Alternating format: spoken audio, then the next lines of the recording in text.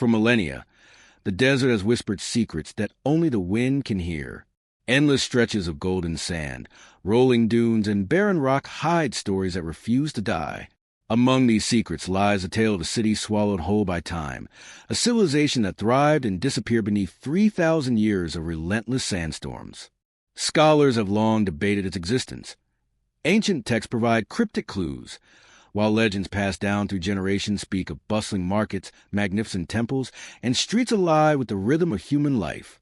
Yet, until recently, such accounts were dismissed as fantasy, an alluring fable to entertain the imagination. The reality, however, is far more extraordinary. A city once teeming with life, now lost, waiting silently beneath the sands for its story to be rediscovered. The idea of a city lost to time is not new. Throughout history, humanity has been fascinated by vanished civilizations. From the tales of Atlantis to the ruins of Petra, the allure of uncovering what has been hidden has always captured the human imagination. But what sets this city apart is not just its disappearance. It is a meticulous way nature and time together conspired to bury it completely. Unlike many ruins visible to modern eyes, this city's existence was almost erased, leaving behind only fragments, whispers in stories, and tantalizing hints in ancient writings. It is in these fragments that modern archaeologists and historians find the threads to weave a picture of a world long forgotten. Imagine standing on the crest of a dune under the blazing desert sun. The air shimmers in waves of heat, and the only sounds are the shifting sands and the distant cry of a lone bird. Beneath your feet, hidden miles below, lay streets where children once played, markets that hummed with life, and palaces that gleamed in the midday sun. Every stone in this lost city tells a story. Every artifact is a testament to the ingenuity and resilience of its people. And yet, for centuries, the world above remained oblivious, blind to the marvels lying silently beneath the golden mantle. The story of this city begins long before the sands claimed it. It was a hub of commerce and culture, a center where knowledge, art, and religion flourished. Traders from distant lands brought exotic goods. Scholars recorded astronomical observations, and artisans created works that rivaled anything in the known world. Evidence suggests that its streets were paved with stone, its walls adorned with intricate carvings, and its marketplaces alive with the scents and sounds of civilization at its peak. Yet, with the passage of time, the city's prominence faded, gradually sinking into obscurity and eventually disappearing under the weight of centuries. For archaeologists, uncovering such a city is like piecing together a colossal puzzle. Each discovery, be it a shard of pottery, a fragment wall, or a forgotten inscription, offers insight into a life that has been lost to history. But the challenge is immense. Shifting sands, extreme temperatures, and centuries of erosion have obscured almost every trace.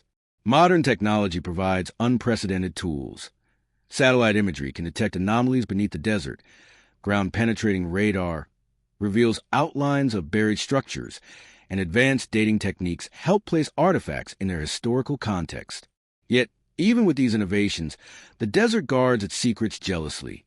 There is a profound contrast between what the world perceives and what truly lies beneath.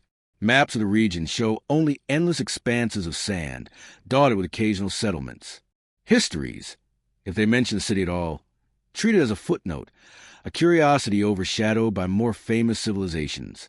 But beneath the surface, the city's story is one of ambition, creativity, and human endeavor. It challenges assumptions about what ancient societies were capable of, revealing a complexity and sophistication that continues to astonish modern scholars. Legends speak of grand festivals, of rulers whose decisions shaped the course of entire regions, of artisans whose creations defied the limitations of their time. Oral histories passed down over generations tell of monumental gates, statues that gaze upon public squares, and libraries that held knowledge rivaling the famed centers of learning elsewhere. Every tale, though fragmented and shrouded in exaggeration, carries a kernel of truth, evident of civilization that, while erased from sight, left an indelible mark on the cultural memory of its region. Yet the city's disappearance is as much a part of its allure as its existence. The image of a thriving metropolis gradually consumed by nature evokes both awe and melancholy. How could a place so vibrant vanish almost entirely? Scholars suggest a combination of natural disasters, Shifting rivers, climatic changes, and human conflict may have contributed to its decline. Each factor alone might have been survivable, but together, they formed a relentless tide that eventually forced inhabitants to abandon the city. Over time, sandstorms buried streets, temples, and homes, creating the illusion that it had never existed. The rediscovery of the city is not just an archaeological feat. It is a journey into the very heart of human curiosity. It reminds us that history is not fixed, that our understanding of the past is constantly evolving. With every excavation, every artifact unearthed, the city begins to reclaim its voice. Its story, once thought lost, emerges in fragments that inspire wonder, challenging preconceived notions about ancient civilizations and their capabilities. As modern explorers navigate the desert in search of this lost metropolis, there is a palpable sense of anticipation. Each discovery is a triumph, not just of science and technique, but the human spirit's enduring fascination with what lies hidden. This journey through the sands is more than a quest of material evidence. It is a journey into memory, imagination, and the very essence of history itself. The city, though buried, speaks to us across time, inviting us to uncover the truth that has been waiting for 3 millennia. In the end, standing before the dunes, one cannot help but feel a deep reverence for the past. The city beneath the sands is a reminder of the impermanence of human endeavor, but also of its enduring legacy. Its streets, temples, and marketplaces may lie hidden, but their echoes persist, shaping stories, inspiring exploration, and capturing the imagination of those who dare to look beyond the surface. The lost city, though silent for thousands of years, has begun to speak again, and its story is only just beginning to unfold. For centuries, the lost city existed primarily in the realm of stories, whispered around fires, passed from one generation to the next, cloaked in mystery and exaggeration. Local tribes spoke of a place where streets shimmered under the sun, marketplaces overflowed with goods from distant lands, and temples reached so high that they seemed to touch the sky. Travelers' tales described grand palaces filled with treasures beyond imagination. Yet these accounts often mingled fact with fantasy, leaving historians skeptical and intrigued in equal measure. While official records barely acknowledge the city, the legends persisted, preserving its memory in the human imagination, even as time sought to erase its existence. Oral traditions portray the city as both a paradise and a cautionary tale. Some stories depict it as a hub of unparalleled wealth and learning, a place where knowledge flowed freely, and its citizens lived in harmony with the surrounding desert. Other accounts warn of hubris and greed, suggesting that the city's downfall was as much a moral consequence as it was a result of natural disasters. This duality, the grandeur and the warning, reflects a deeper understanding among ancient storytellers. Civilizations rise and fall, and even the mightiest cities can vanish, leaving only fragments for future generations to interpret. Many legends describe the city's rulers in near-mythical terms.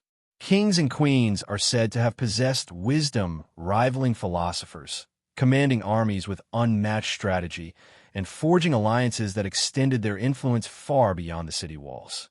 Yet, these rulers were not immortal. The tales frequently recount betrayals, internal strife, and eventual decline. The contrast between their legendary power and the city's disappearance highlights a central theme of these stories. No matter how grand or invincible a civilization may appear, it is ultimately subject to the forces of nature, time, and human frailty. Intriguingly, the myths also include remarkable details about the city's architecture and urban planning. Some accounts speak of streets aligned to the stars, temples designed to capture sunlight in ways that mark the changing seasons, and public squares adorned with statues that seemed almost alive. Merchants reportedly traveled for months, drawn to the city's wealth and reputation for rare commodities. While scholars often dismiss such tales as exaggeration, recent archaeological discoveries have revealed that many of these descriptions may contain kernels of truth, suggesting that the legends preserved fragments of real knowledge, cleverly disguised within narrative flourishes. The city's mythology extended beyond its borders. Neighboring civilizations, whose histories intertwine with its own, recorded references to a bustling metropolis in their own chronicles. Some spoke of caravans arriving from distant lands, while others mentioned emissaries bearing gifts and letters from an enigmatic urban center hidden somewhere in the desert. These overlapping stories hint at a network of trade, diplomacy, and cultural exchange far more sophisticated than previously understood. Legends, therefore, were not merely local tales. They were part of a broader historical consciousness, preserved across cultures and languages, pointing toward the city's tangible reality. Even the city's disappearance is woven into myth. Many narratives recount how sandstorms rose like armies, swallowing streets and monuments overnight, leaving nothing behind but shifting dunes. Some stories suggest that a great river that once nourished the city dried up, forcing inhabitants to abandon it gradually. Others speak of invaders whose conquests left the metropolis in ruins, only to be buried by nature in the ensuing years. This interplay between human action and natural forces echoes through the myths, illustrating the precarious balance between civilization and the environment, a theme as relevant today as it was thousands of years ago. The allure of these stories lies in their ability to blend wonder with warning, fact with fiction. They serve as an emotional bridge connecting modern audiences to an ancient world that can otherwise feel abstract and inaccessible. As scholars sift through these myths, they often find that what was once dismissed as mere storytelling can illuminate historical truths, offering insights into how people of the past understood their world.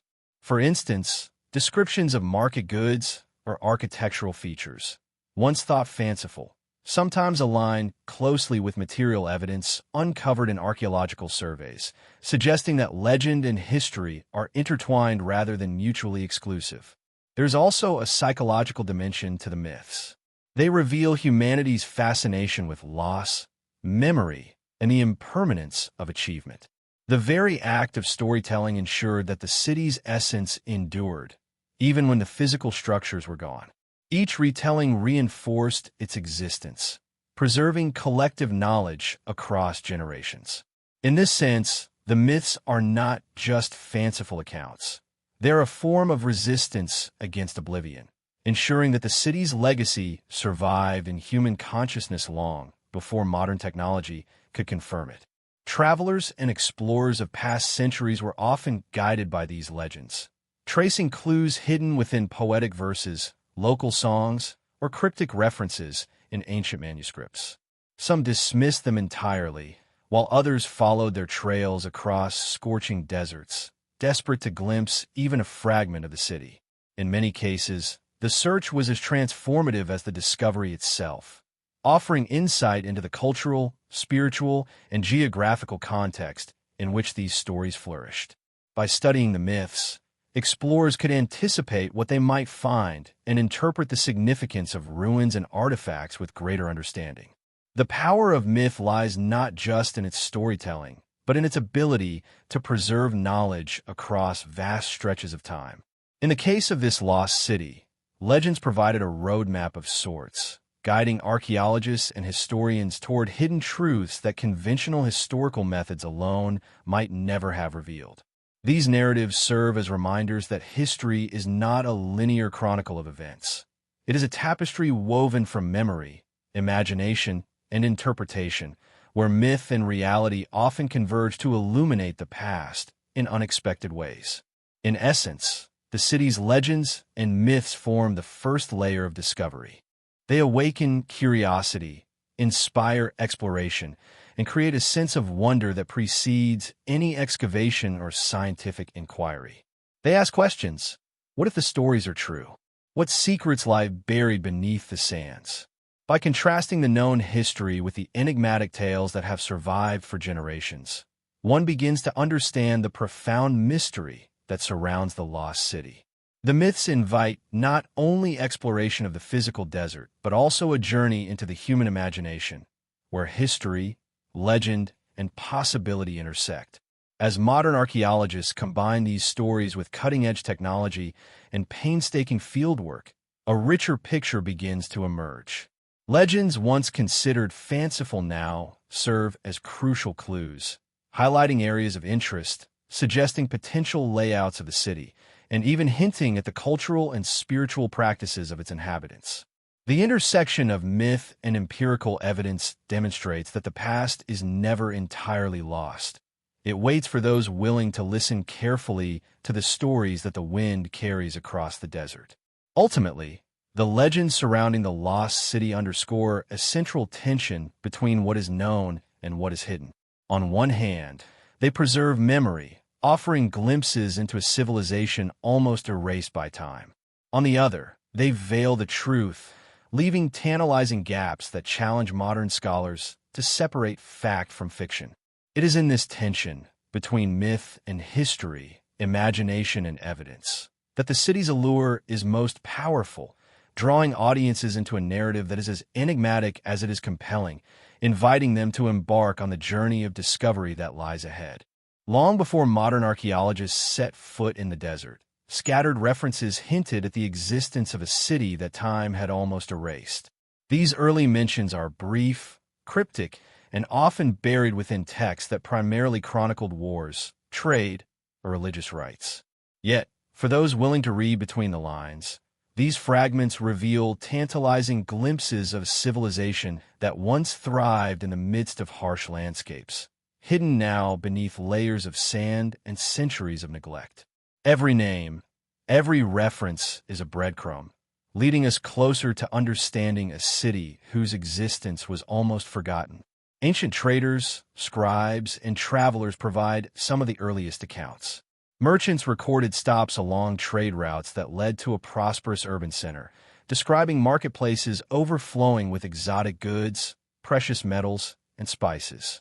While the details are sparse and sometimes inconsistent, the consistency of these mentions across different regions suggests that the city was more than mere legend. In texts spanning thousands of years, it is portrayed as a hub of commerce and culture, a place where ideas, people, and wealth converged. Yet, despite these references, the city's exact location remained elusive, hidden beneath the ever-shifting desert. Many ancient inscriptions hint at the city indirectly. Some describe donations made to temples, civic decrees, or royal edicts that reference a metropolis whose full grandeur is never entirely explained. Scholars must piece together these fragments, interpreting abbreviations, archaic scripts, and contextual clues to reconstruct a semblance of the city's existence. The process is painstaking. One misinterpretation could obscure an essential detail, while careful study can reveal patterns that suggest not only the city's presence, but its complexity, organization, and influence over surrounding regions. Interestingly, the city appears in the records of multiple neighboring civilizations, often under different names. Each account adds a layer to our understanding, offering perspectives shaped by politics, culture, and geography. Some texts describe the city as a rival power, a thriving hub whose influence could sway the fortunes of entire regions. Others depict it as a beacon of learning and innovation, attracting scholars and artisans from afar. By comparing these sources, historians begin to see that even in ancient times, the city's existence was widely recognized, yet the specifics of its location and layout remained shrouded in mystery. Cartographers of the ancient world, though limited by the knowledge and technology of their time, occasionally marked a city that does not appear in surviving modern maps. These early maps are fascinating not for their accuracy, but for the way they preserve perception and knowledge. Some maps include symbols of trade, rivers, or fortifications, while others offer more symbolic depictions of cities as centers of power and culture. The recurring presence of a mysterious urban center in these maps hints at a real, tangible city, one that captured the imagination and attention of those who sought to understand the broader world around them. Literary texts, too, provide crucial insights. Poets and storytellers often reference a city of grandeur and wealth, describing festivals, palaces, and markets in elaborate detail. While literary accounts tend to embellish reality, they also preserve information about the city's societal structure, economy, and culture. Through careful cross-referencing with archaeological evidence, researchers can discern the truth hidden within these narratives, identifying architectural features, trade goods, and even religious practices that align with later discoveries. Literature thus becomes a key source, bridging the gap between myth and empirical evidence. Some of the earliest mentions hint at technological and cultural achievements that challenge modern assumptions about ancient societies. References to irrigation systems, monumental structures, and astronomical observatories suggest a civilization capable of sophisticated engineering and scientific knowledge. For centuries, such mentions were dismissed as exaggerations. It was hard to imagine a city so advanced being buried and lost. Yet, modern excavation has shown that many ancient civilizations achieved remarkable feats, often using methods and knowledge long forgotten, but encoded in the sparse references preserved by time. Trade records, in particular, provide valuable insights into the city's economic significance. Merchants documented exchanges with distant regions, noting the flow of gold, silver, textiles, and spices. These records illustrate the city's central role in networks that span deserts, rivers, and mountains. They reveal not just wealth, but a complex system of organization, governance, and cultural exchange that modern historians are only beginning to understand. Even small mentions, such as a shipment of pottery or a record of a visiting envoy, offer clues about the city's reach and influence. Despite these early mentions, the city remained largely invisible to the wider world. Natural disasters, climate shifts, and the relentless encroachment of sand gradually obscured any physical traces. Historians and explorers could only speculate about its exact location, relying on texts, maps, and oral traditions. This contrast between a city repeatedly documented and yet unseen underscores the mystery that has captivated scholars and adventurers for centuries. Each glimmer of evidence is precious, a small light illuminating a civilization that had almost vanished completely. The fascination with these early references is not merely academic. They serve as a reminder that history is often incomplete, written in fragments and whispers rather than comprehensive narratives. Each inscription, map, or merchant account is a testament to the persistence of human memory and curiosity. By studying these mentions carefully, researchers can reconstruct the city's story, revealing the social, economic, and cultural fabric of a world long hidden. These glimmers, faint though they are, provide a foundation upon which the entire quest for the lost city is built. In many ways, the first glimmers are like echoes in a vast desert canyon.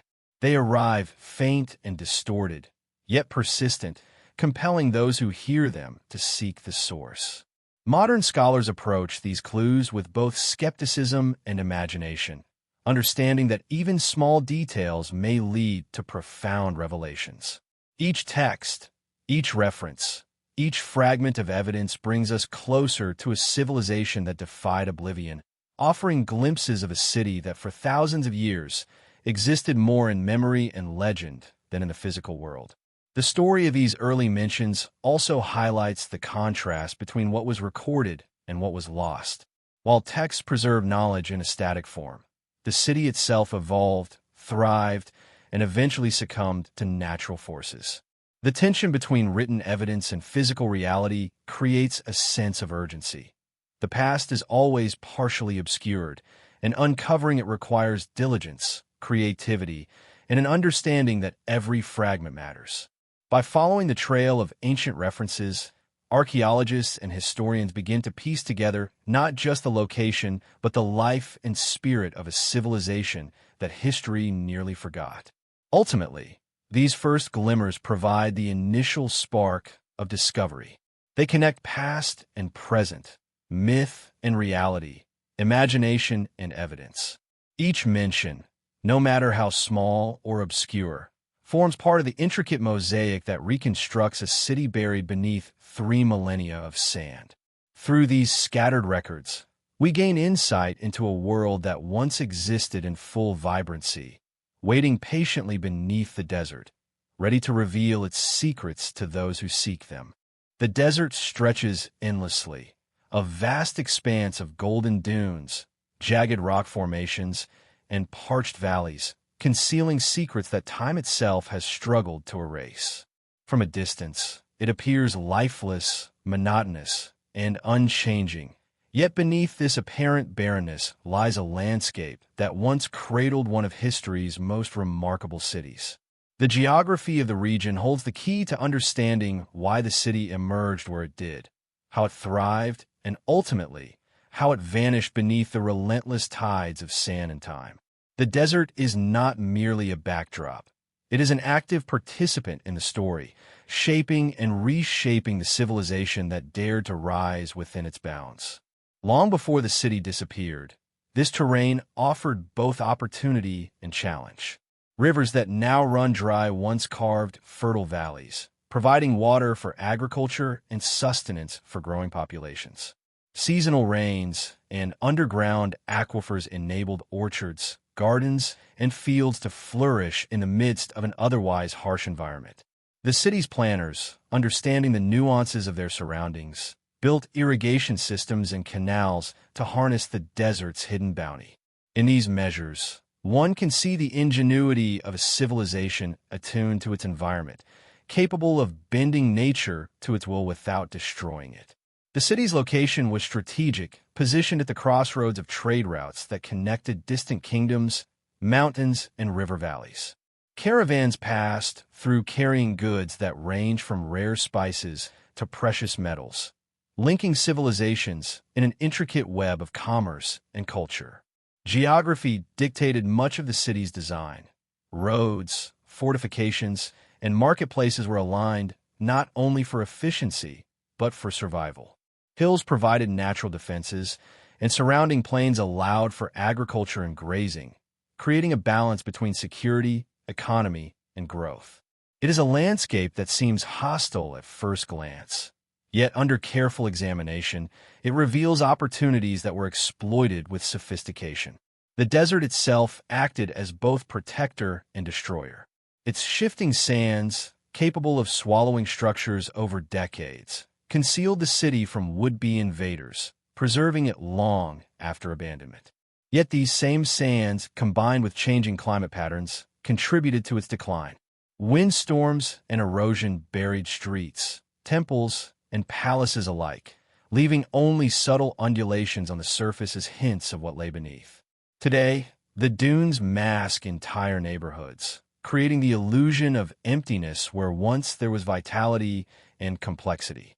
The geography is deceptive, presenting a facade of lifelessness while harboring a hidden civilization beneath. Rock formations, hills, and cliffs played an important role in shaping the city's boundaries. Archaeological surveys suggest that these natural barriers were incorporated into defensive walls and lookout points, providing both protection and strategic advantage. In some areas, valleys may have channeled seasonal floods to sustain farmland, while rocky ridges offered vantage points for monitoring approaching caravans or potential threats.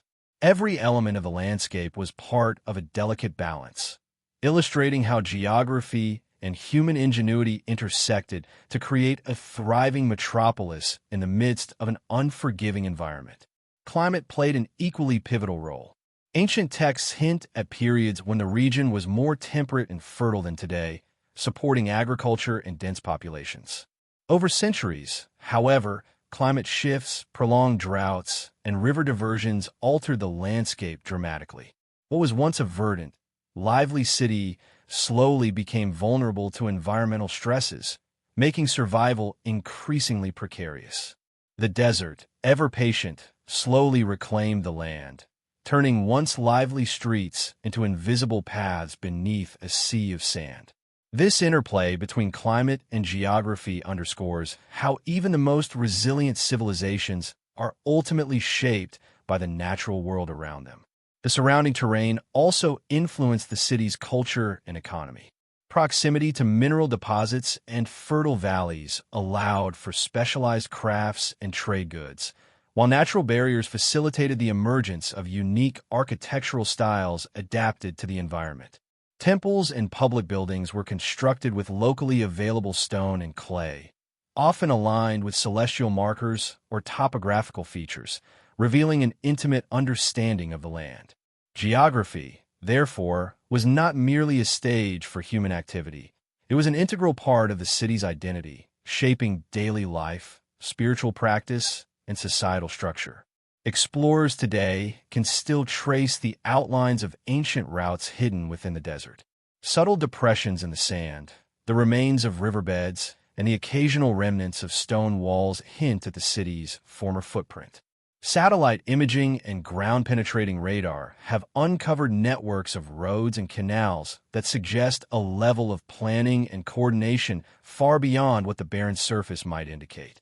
These discoveries reinforce the idea that the desert's apparent emptiness is deceptive, hiding complex human activity beneath layers of sediment and history. The city's position also facilitated cultural exchange. Caravans, emissaries, and traders brought news, ideas, and goods from distant lands, connecting the city to a broader network of civilizations. Geography, therefore, was not just physical. It was a conduit for influence, allowing the city to absorb knowledge and spread innovations. The landscape, with all its challenges and advantages, shaped the way its inhabitants lived, worked, and interacted with the wider world. Without understanding the geography, one cannot fully appreciate the ingenuity, adaptability, and resilience of the civilization that arose here. Even today, the desert challenges modern exploration. Harsh sunlight, extreme temperatures, and shifting sands make excavation difficult and unpredictable. Archaeologists must contend not only with the physical hardships of the environment, but also with the sheer scale of what lies buried. Entire neighborhoods, streets, and structures remain hidden beneath hundreds of meters of sand, with only subtle clues indicating their presence. Geography, which once sustained the city, now acts as an obstacle to rediscovery, requiring patience, ingenuity, and cutting-edge technology to penetrate the veil of time. The city's geography also creates a striking contrast between perception and reality. To an untrained eye, the desert appears uniform, monotonous, and empty. To historians and archaeologists, however, every dune, hill, and depression is a potential marker, hinting at roads, buildings, or water sources buried beneath. This duality, the deceptive emptiness above and the complex civilization below, reinforces the idea that history is often hidden in plain sight, waiting for those who are willing to look carefully and think beyond the surface. In essence, the geography of the forgotten city is more than a backdrop. It is a silent architect, shaping and preserving a civilization that has vanished from view. The interplay of rivers, valleys, dunes, and rocky outcrops influence settlement patterns, economic activity, and cultural development, creating a city in harmony with its environment. At the same time, these same forces ensured its disappearance, burying it under centuries of sand and leaving the modern world to puzzle over the fragments and legends that survived. Understanding the desert's geography is the first step in rediscovering the lost city. It explains why the city arose where it did, why it flourished for centuries, and how it ultimately succumbed to nature's inexorable forces. By studying the landscape, historians and archaeologists can trace ancient routes, identify likely locations of structures, and interpret artifacts in context. Geography, both past and present, provides the framework for uncovering a civilization that time tried to erase but could not entirely destroy. The desert, in its deceptive simplicity, tells a story of endurance, ingenuity, and loss. It is a silent witness to human ambition and fragility, a place where a city once thrived and vanished, leaving only subtle hints for those willing to look closely. In the endless sands, the past waits patiently, promising revelation to those who study the contours, valleys, and dunes with care, persistence, and imagination. The geography of the forgotten is not merely physical. It is a portal into a civilization that continues to speak across the millennia, hidden but not silent. The quest to uncover the lost city beneath the sands did not begin in the age of satellites and modern technology. It started with curiosity, intuition, and the determination of individuals willing to challenge conventional knowledge and venture into harsh, uncharted deserts. Early archaeologists, explorers, and scholars were drawn by legends, ancient texts, and the subtle clues left in the geography itself.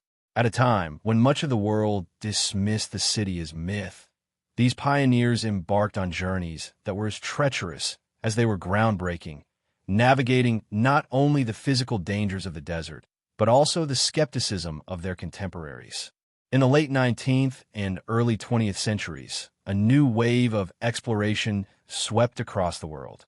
Colonial expeditions and adventurers armed with rudimentary tools, notebooks, and sheer determination began mapping deserts that had previously been considered inhospitable. Among these explorers were individuals who paid attention to the faint traces left by nature, slight depressions in the sand, unusual rock formations, and the occasional fragment of pottery or stone. Though the methods were crude by today's standards, the observations of these early archaeologists laid the foundation for modern discoveries. They were guided by intuition, imagination, and a belief that the desert, despite its apparent emptiness, held secrets waiting to be revealed. The first documented excavations were modest, often limited by resources and knowledge. Teams would dig-test trenches in areas where legends, old maps, and local accounts intersected. Each fragment unearthed, whether a broken shard of pottery or a small stone carving, was meticulously catalogued. Even the smallest finds carried significance, hinting at a civilization far more complex than previously imagined. For the archaeologists of the era, these discoveries were exhilarating, providing tangible proof that the city described in myths and texts had not existed solely in imagination. Yet the desert was unforgiving. Many expeditions failed to uncover anything substantial, and some were abandoned entirely due to extreme heat, sandstorms, or logistical challenges. Despite the hardships, the early work revealed patterns that would later prove invaluable. Streets, foundations, and defensive structures began to emerge in fragments, suggesting the city's layout and scale. Archaeologists noted evidence of water management systems, fortifications, and public buildings, all pointing to a society capable of sophisticated planning and engineering. These initial findings challenged prevailing assumptions about desert civilizations, demonstrating that even in harsh environments, humans could create thriving, complex urban centers. The desert, once thought to be a barrier to civilization, was shown to be a canvas on which ingenuity and adaptation were vividly displayed. One of the most important aspects of these early explorations was the collaboration with local communities. Indigenous guides and nomadic tribes possessed an intimate knowledge of the desert's subtle features, knowledge passed down through generations. They could identify ancient riverbeds, unusual mounds, or remnants of stone walls that would have gone unnoticed by outsiders. This local expertise often led to the most significant discoveries, bridging the gap between legend and archaeological reality. The collaboration highlighted a fundamental truth. Understanding the lost city required both scientific methodology and the wisdom of those who had lived in proximity to it for centuries. As the decades progressed, the field of archaeology became more systematic. Scholars began applying rigorous methods to document finds, analyze artifacts, and create maps of potential excavation sites. Techniques such as stratigraphy, studying layers of soil to determine chronological sequences, allowed archaeologists to place artifacts and structures in historical context. Even in the early stages, these methods revealed a remarkable level of sophistication within the city. Pottery styles, building techniques, and inscriptions suggested a society with cultural, economic, and political complexity far beyond the rudimentary assumptions often attributed to desert civilizations. The discoveries also ignited international interest. Reports of fragments, inscriptions, and buried structures reached academic circles and public audiences alike, fueling speculation and debate. Some scholars remained skeptical, arguing that the findings were isolated or misinterpreted. Others, however, saw undeniable evidence of an extraordinary civilization hidden beneath the sand. This tension between skepticism and belief is a recurring theme in the study of lost cities. The challenge of distinguishing between myth, misinterpretation, and genuine historical discovery. For those who persisted, every fragment, every clue, was a step closer to revealing a city that had been silent for 3,000 years. Excavations gradually expanded in scope and ambition. Larger teams, equipped with more sophisticated tools, began uncovering sections of walls, foundations, and ceremonial sites. These findings suggested that the city was far larger than initially imagined, with districts dedicated to commerce, religion, and governance. Streets, marketplaces, and residential areas emerged in tantalizing fragments, hinting at the rhythm of daily life that had once pulsed through the city. The work was painstaking, requiring patience and meticulous attention to detail. Every artifact, from a simple clay pot to an intricately carved stone relief, was analyzed for its cultural and historical significance. The early archaeologists also grappled with the challenges posed by the desert itself. Extreme temperatures, sandstorms, and shifting dunes made excavation unpredictable and dangerous. Many structures, long buried, were fragile and prone to collapse upon exposure. Teams had to balance the excitement of discovery with caution, ensuring that their work did not inadvertently destroy what they sought to preserve. These challenges reinforced the notion that uncovering a city buried for millennia was not merely an academic exercise. It was a test of endurance, ingenuity, and human resolve. Perhaps one of the most remarkable outcomes of these early excavations was the realization of how much of the city had survived beneath the sand. While legends spoke of a city swallowed whole, the work revealed that structures, artifacts, and inscriptions had been preserved remarkably well.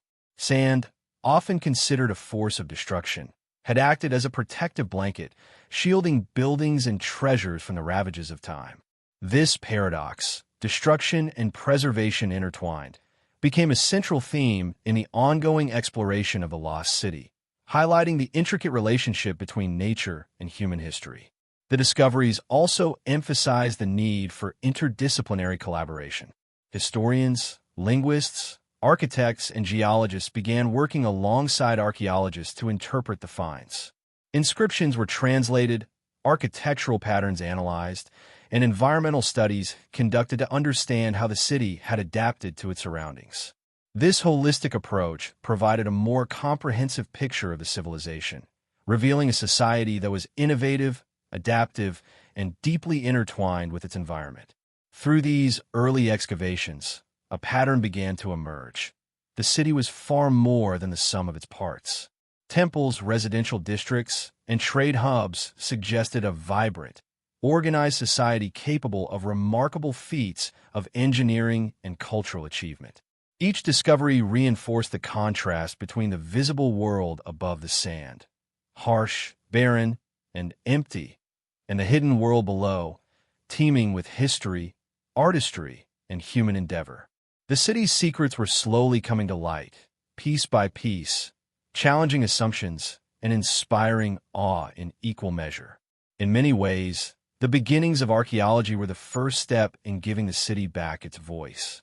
The work of these early explorers transformed myth into possibility and possibility into evidence.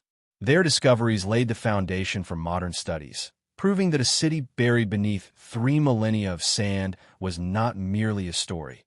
It was a tangible, recoverable reality. With every trench dug, every artifact cataloged, the lost city gradually reclaimed its presence in human history, offering a glimpse into a civilization that had long been hidden, waiting patiently to be remembered. The quest to uncover the lost city beneath the desert sands has always relied not only on curiosity and courage, but also on innovation. For centuries, explorers and archaeologists faced the daunting challenge of detecting a city hidden beneath layers of sediment, seemingly erased from memory. Early tools were simple: shovels, picks, brushes, and notebooks. paired with sharp eyes and relentless patience. Yet even these rudimentary instruments allowed for the first glimpses into a forgotten civilization, revealing fragments of walls, pottery, and inscriptions. Over time, however, the field evolved, embracing new technology and scientific methods to pierce the veil of sand and time. At the heart of every archaeological expedition lies the fundamental need to observe and record. Early pioneers meticulously mapped terrain, noting unusual mounds, depressions, and riverbeds that could indicate human activity. Each trench dug and each layer examined provided critical context. Shards of pottery, fragments of stone carvings, or traces of ancient roads were carefully documented. Though slow and painstaking, these early methods laid the groundwork for understanding the city's scale and organization. Even the smallest artifact could unlock a cascade of insights, connecting myths and textual references to tangible, verifiable evidence. As the 20th century progressed, technological advances began to transform archaeology. Ground-penetrating radar emerged as a revolutionary tool, allowing researchers to see beneath the sand without disturbing it. By emitting electromagnetic pulses into the ground and measuring the reflected signals, archaeologists could detect walls, foundations, and voids buried deep below the desert surface. This non-invasive method revealed entire networks of streets, water channels, and structures that had remained hidden for millennia. For the first time, the city could be mapped with unprecedented accuracy, guiding excavation teams to the most promising sites while minimizing damage to fragile remains. Aerial surveys and satellite imagery further expanded the possibilities. From above, subtle variations in sand coloration, vegetation growth, and topography hint at underlying structures. Shadows cast by dunes and hills can reveal linear patterns corresponding to ancient roads, walls, or canals. By combining aerial reconnaissance with historical maps and legends, archaeologists could triangulate potential locations for excavation, turning what was once a speculative search into a systematic pursuit. The skies, once the domain of wanderers and adventurers, became a critical tool in rediscovering a civilization long buried beneath the desert's golden waves. Excavation technology itself also advanced dramatically. Modern teams employ tools ranging from precision trowels to mechanical diggers, carefully calibrated to handle delicate archaeological sites. Brushes of varying sizes and soft instruments remove sand and sediment without damaging fragile artifacts. Sifting screens separate tiny fragments of pottery, bone, or metal, ensuring that even the smallest clues are preserved. Documentation is no longer confined to notebooks. Drones capture high-resolution imagery. 3D scanners recreate structures, and computer software maps entire excavation sites in intricate detail. Each technological advance enhances the ability to reconstruct a city that has remained hidden for thousands of years. Material analysis provides yet another window into the past. Techniques such as radiocarbon dating, thermoluminescence, and isotopic analysis allow scientists to determine the age, origin, and composition of artifacts. Pottery fragments reveal trade networks. Metal objects indicate technological sophistication. Organic remains offer insights into diet and agriculture. By combining these methods with careful excavation, researchers gain a comprehensive understanding of the city's daily life, economy, and cultural practices. Modern tools, therefore, do not merely uncover structures. They illuminate the human stories embedded within them. One of the most striking developments in recent decades is the integration of computer modeling and simulation. Digital reconstructions allow archaeologists to visualize the city as it may have appeared thousands of years ago, aligning structural remains with historical texts, inscriptions, and legends. Street layouts, marketplaces, temples, and residences can be digitally rebuilt, giving scholars and the public alike an immersive sense of scale and grandeur. This fusion of technology and imagination bridges the gap between fragments buried in sand and the vibrant civilization that once existed, offering a rare glimpse into a world lost for millennia. Geophysical surveys have become indispensable for understanding the city's underground complexity. Magnetometry, resistivity measurements, and seismic surveys detect variations in soil and rock that indicate walls, ditches, or buried buildings. These techniques often uncover entire neighborhoods without disturbing a single stone, preserving the site for future study. By layering geophysical data with aerial imagery and historical research, archaeologists can prioritize excavation areas, reducing risk and maximizing insight. The desert, once a silent and impenetrable barrier, now reveals its secrets to those equipped with the right tools and knowledge. Even traditional tools remain essential alongside modern technology. Brushes, trowels, and meticulous record-keeping continue to uncover artifacts in ways that machines cannot replicate. The tactile connection to the past, the careful removal of sand from a delicate inscription, the unearthing of a carved stone fragment, provides not only data, but an emotional bridge to the civilization that created it. Technology guides and enhances the process, but human skill, intuition, and patience remain irreplaceable in interpreting the city's hidden narratives. The evolution of tools also reflects a deeper philosophical shift in archaeology. Early methods focused primarily on uncovering artifacts, sometimes at the expense of context. Modern approaches prioritize understanding the relationships between structures, objects, and their environment. Non-invasive technologies preserve delicate sites, while careful excavation and documentation allow for holistic analysis.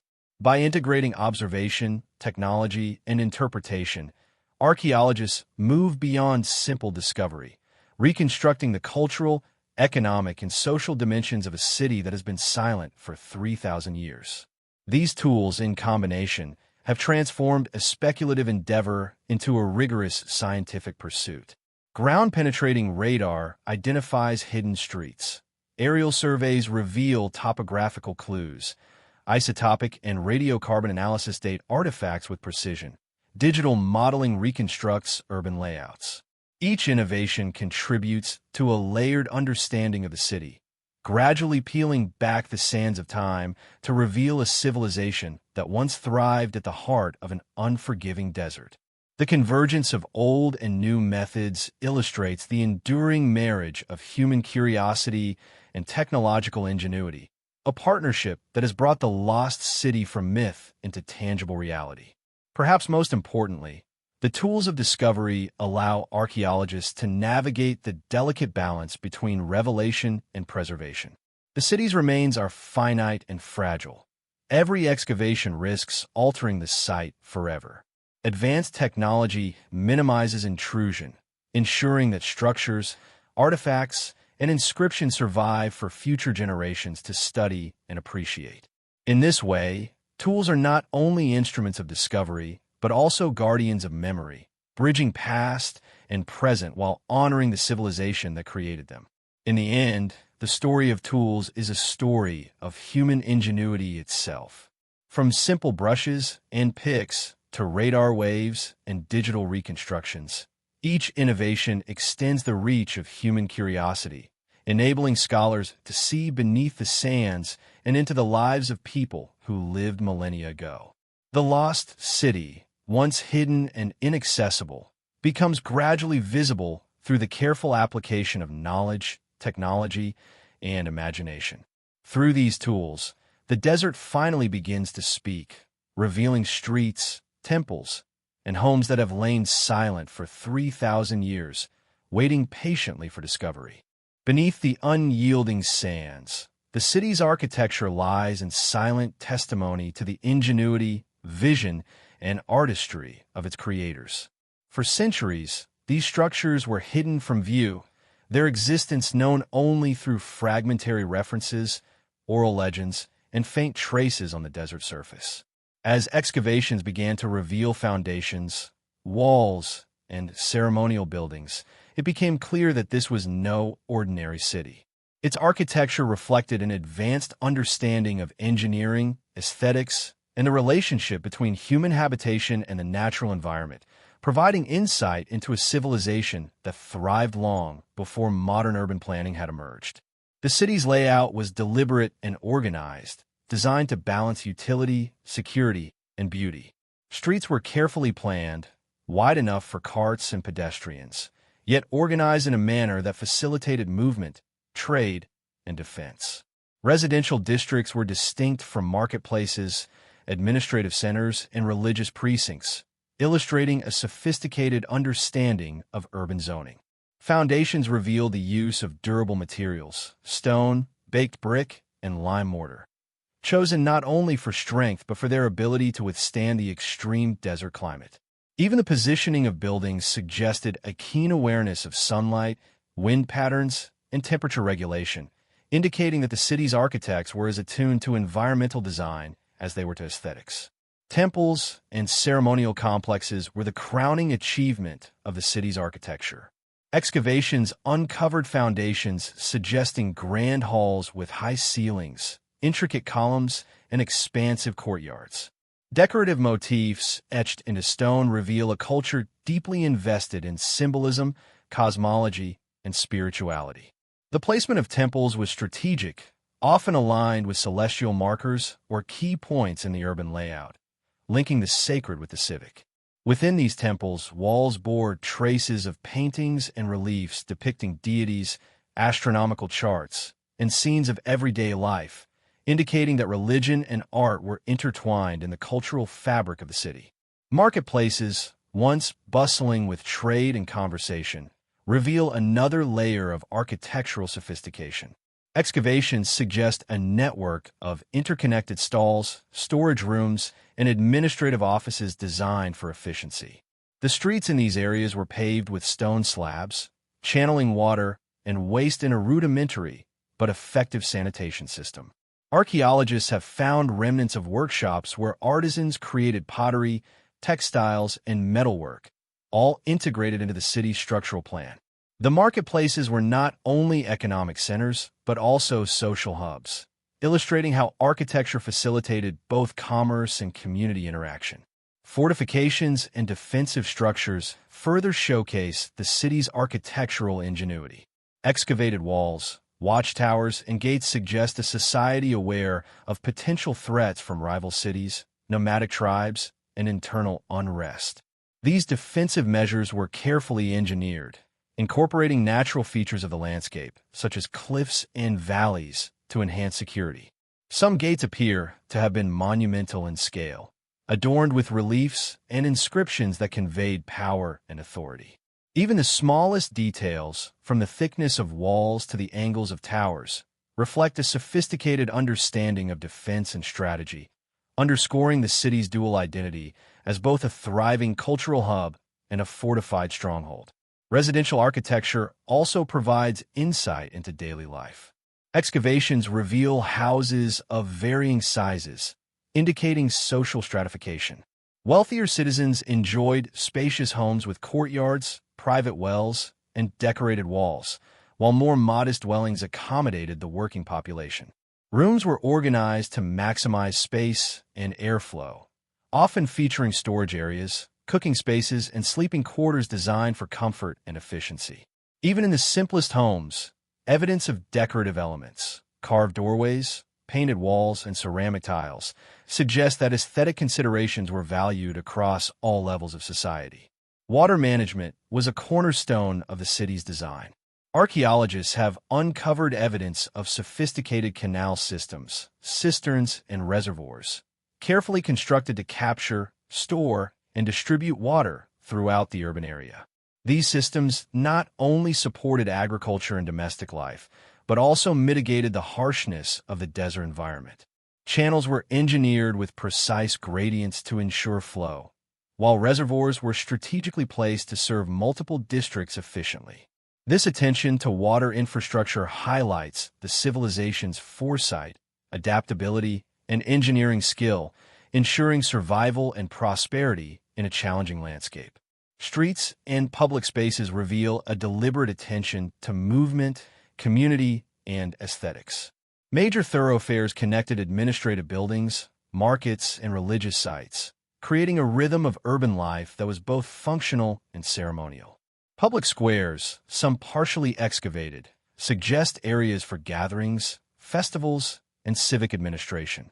Archaeologists have uncovered traces of statues, fountains, and decorative stonework, indicating that even shared spaces were designed with grandeur in mind. The city was not merely utilitarian. It was a testament to the civilization's values, aspirations, and artistic sensibilities.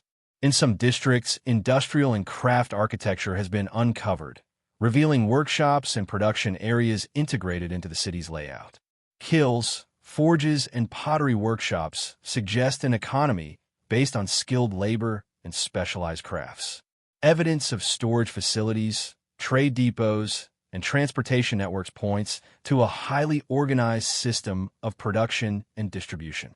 These areas demonstrate how architecture supported both economic activity and community life, blending functionality with permanence and durability.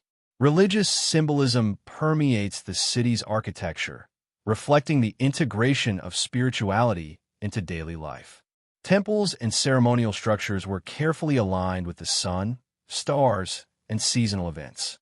Decorative motifs often depicted cosmological beliefs, mythological narratives, and historical events, embedding cultural identity into the very stones of the city. Even private residences contained altars or shrines, suggesting that spiritual practice was not confined to public spaces but intertwined with domestic life.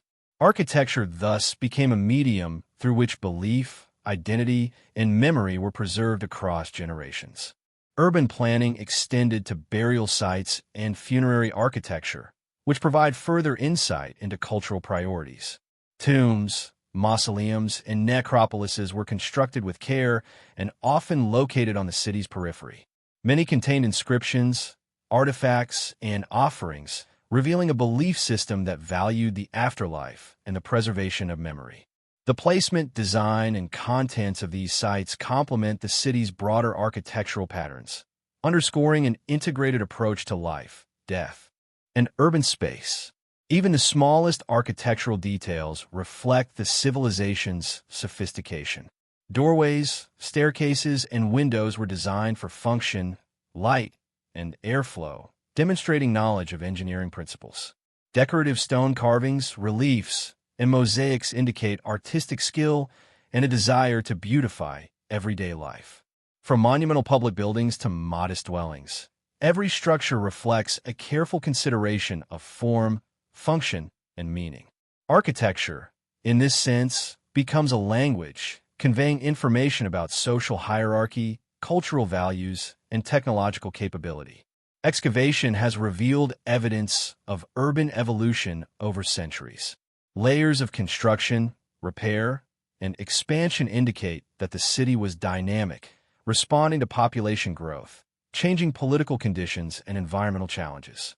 Streets were realigned, buildings were expanded or repurposed, and new districts were added, suggesting a society capable of long-term planning and adaptation. This dynamic quality underscores the city's complexity, illustrating how architecture can serve as a record of human ingenuity and resilience over time. The contrast between what lies buried and what is visible today is striking. To the casual observer, the desert appears as an empty, featureless expanse. Yet beneath the sand, a sophisticated city emerges. Streets, temples, markets, and residences carefully designed, constructed, and maintained over centuries.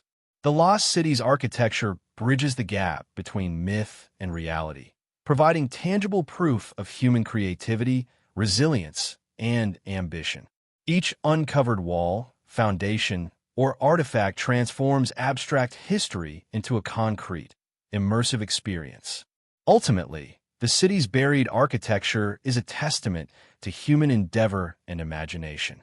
It reveals a civilization that understood its environment, adapted to challenges, and sought beauty and meaning in every structure. From monumental temples to modest homes, from fortifications to markets, architecture provides the framework through which the city's culture, economy, and daily life can be understood. The Lost City, once hidden beneath 3,000 years of sand, speaks through its buildings, offering a vivid glimpse into a world that time almost erased but could never entirely silence.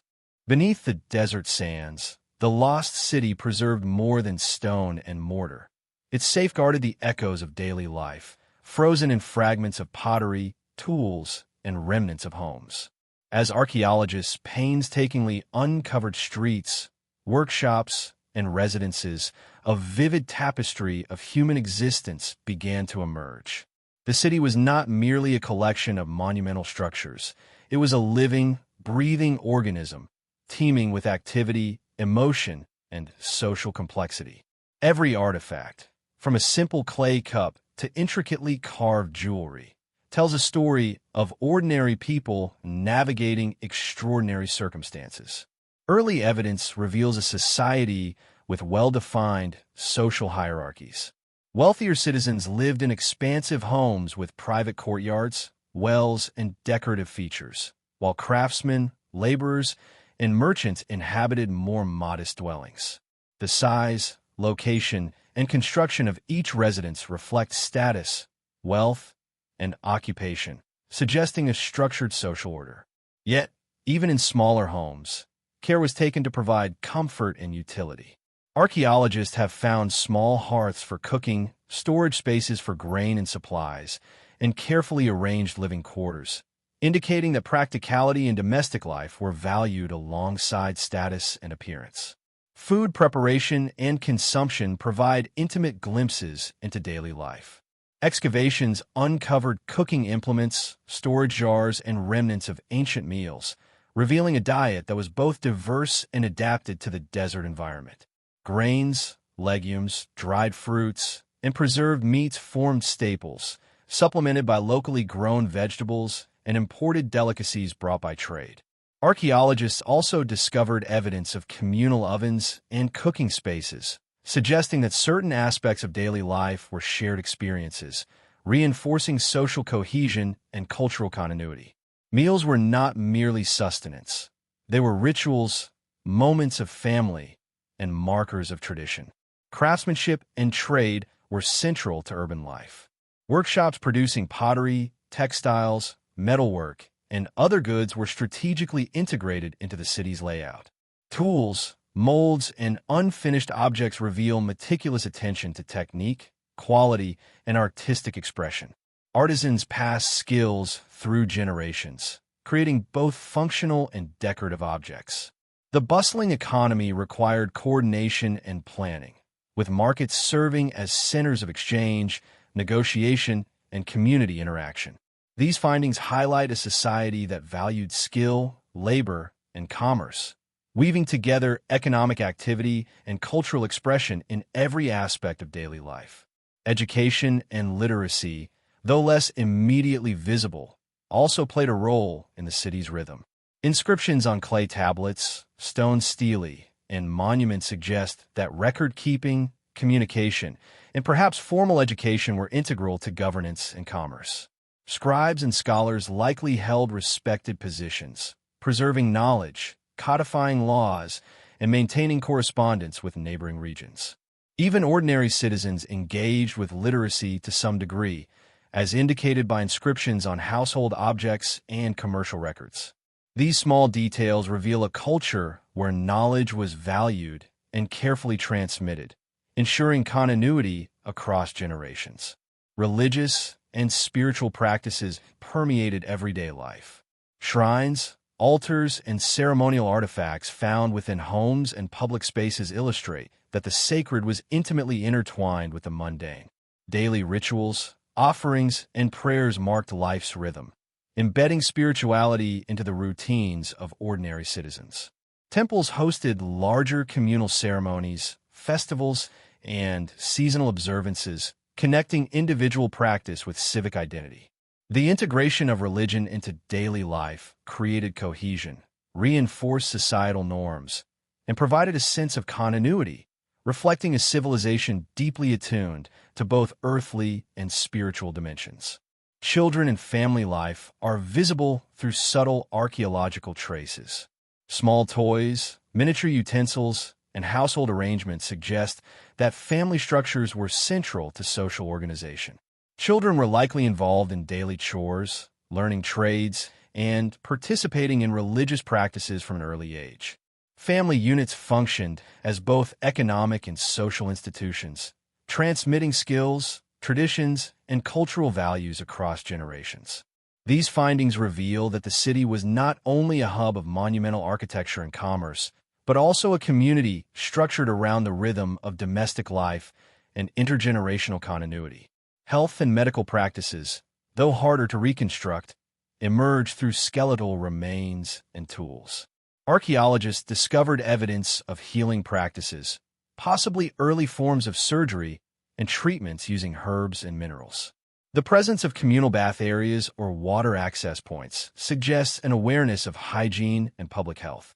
Nutritional patterns inferred from bone analysis indicate a balanced diet, supplemented by trade for protein and other essential nutrients. These glimpses reveal a society that cared for its people, understood the importance of health, and combined empirical knowledge with spiritual and ritual practices. Transportation and mobility shaped urban dynamics and daily routines. Streets, roads, and pathways reveal how residents moved within and beyond the city.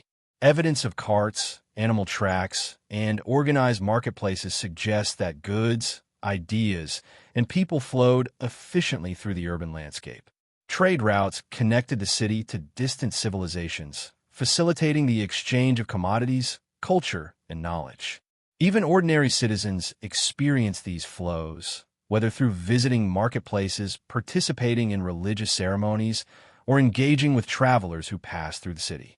Daily life was interconnected, linking local experience with regional and global currents of the time. Art and cultural expression were omnipresent. Decorative pottery, wall reliefs, figurines, and jewelry indicate a society that celebrated aesthetic beauty in daily life. These items were not purely ornamental. They carried symbolic meaning, cultural identity, and personal expression. Festivals, music, and performance likely punctuated ordinary routines, providing relief, joy, and cohesion. The integration of art into domestic, religious, and civic spaces demonstrates a civilization that valued creativity, storytelling, and the shared experience of beauty as part of everyday existence. The economy of a city shaped daily life in profound ways. Markets were hubs not just for commerce, but for social interaction, information exchange, and governance. Artisans, merchants, and farmers all played complementary roles, sustaining the urban ecosystem. Currency, barter, and trade networks facilitated the flow of goods, while regulations, oversight, and record-keeping ensured order. Daily routines, therefore, were influenced by economic structures, from labor patterns to consumption habits, reflecting a society in which the ordinary activities of life were intricately linked to broader systems of trade and governance. Clothing and personal adornment offer another window into everyday experience. Excavations reveal textiles, beads, and decorative items indicating attention to appearance, social status, and cultural norms. Styles varied between social classes, occupations, and genders, suggesting that clothing was a marker of identity and belonging. Personal grooming and adornment were integrated into daily routines, reflecting both aesthetic preference and societal expectation. Even in a harsh desert environment, residents expressed individuality, status, and cultural values through the clothing and ornaments they wore. Religious and civic festivals punctuated the rhythm of daily life. Archaeological evidence of ceremonial spaces, altars, and ritual artifacts suggests periodic gatherings, celebrations, and processions that engage the entire community. These events provided structure to time, reinforced societal values, and created shared experiences that strengthened social cohesion. Even routine domestic life was shaped by the calendar of religious observances and civic duties, linking individual activity with communal identity. The evidence of leisure, play, and storytelling highlights the human dimension of the city. Games, figurines, and artistic representations suggest moments of relaxation, recreation, and imaginative engagement. Music, dance, and performance likely accompanied work and ritual, enriching the texture of daily existence. Life in the city was not merely functional. It was vibrant, social, and emotionally resonant, reflecting a culture attuned to the balance between necessity and pleasure. Ultimately, the city's daily life illustrates a civilization that was remarkably complex, adaptable, and humane. Excavations reveal not only monumental architecture and artifacts, but also the rhythms of ordinary people navigating work, family, faith, trade, and leisure. The contrast between the silent desert above and the bustling city below underscores the profound layers of human experience hidden beneath the sands. Every artifact, every trace of daily activity, illuminates the humanity of a people long forgotten, offering a window into their routines, aspirations, and resilience. Through the unearthing of daily life, the lost city begins to breathe again. Streets, homes, workshops, and temples reveal a civilization alive with movement, creativity, and connection. Artifacts speak of personal choices, labor, celebration, and devotion, painting a vivid portrait of ordinary people whose lives contributed to extraordinary achievements. In these fragments, the city's soul endures, reminding us that the most powerful stories of the past are often found in the smallest details of everyday existence. The city's survival and prosperity were inextricably tied to its economic ingenuity and vibrant trade networks. Situated at the crossroads of ancient trade routes, it served as a hub where merchants, travelers, and emissaries converged, exchanging not only goods but ideas, culture, and technology. Archaeological evidence reveals warehouses, marketplaces, and administrative buildings meticulously designed to facilitate commerce, reflecting a society that understood the power of trade in sustaining both wealth and influence.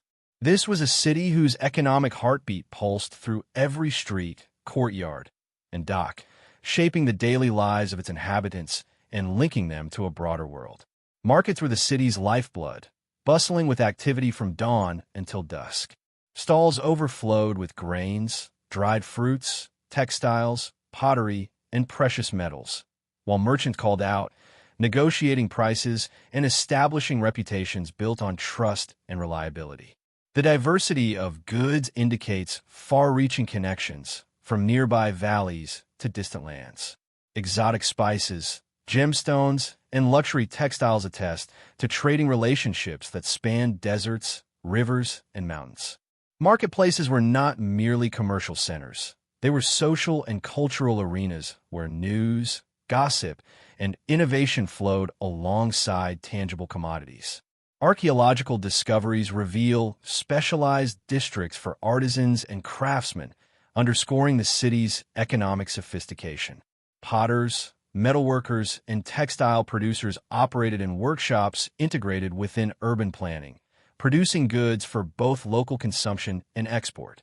Tools, molds, and unfinished products recovered from excavation sites suggest meticulous production processes and an understanding of quality control.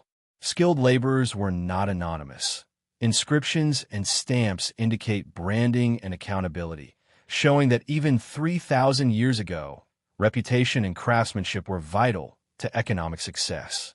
Trade routes extending beyond the city's walls connected it to distant civilizations, bringing wealth, cultural exchange, and technological innovation. Archaeologists have found evidence of foreign goods, beads, metals, and ceramics, not indigenous to the region. These artifacts indicate diplomatic and commercial links that extended across continents, revealing the city's strategic importance in regional and global trade networks. Merchants were both economic agents and cultural intermediaries, carrying stories, ideas, and innovations alongside tangible goods, enriching the city's cultural and intellectual life.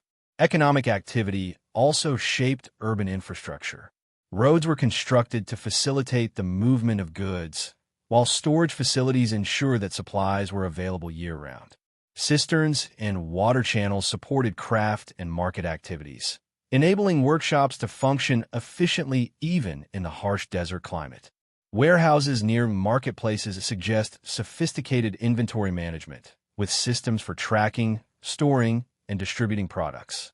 Such organization reflects a civilization capable of long-term planning, resource allocation, and strategic economic foresight.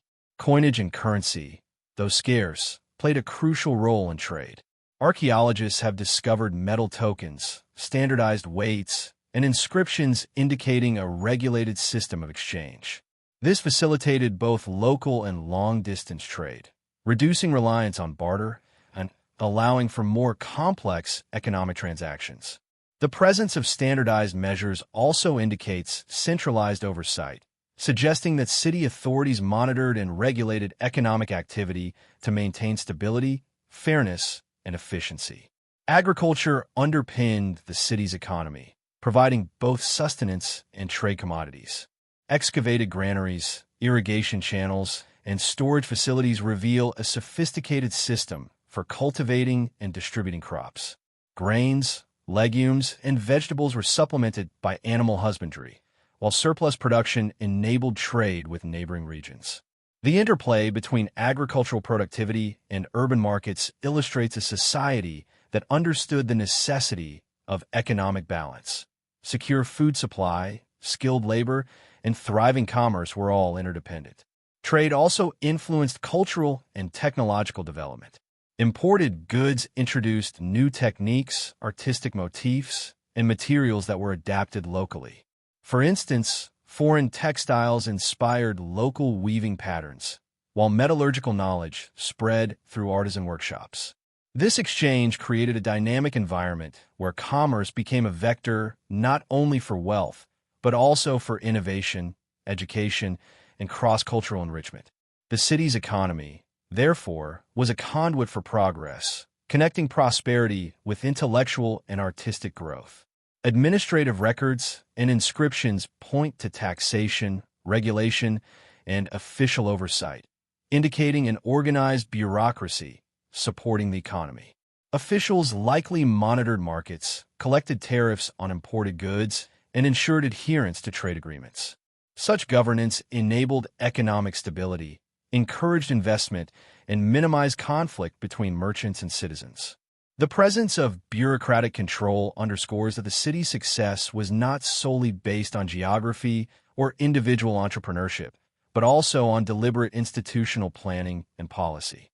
In essence, the city's trade and economy were the engines driving its social, cultural, and political vitality. Markets, workshops, and trade routes sustained daily life, enabled cultural exchange, and reinforced the city's regional significance.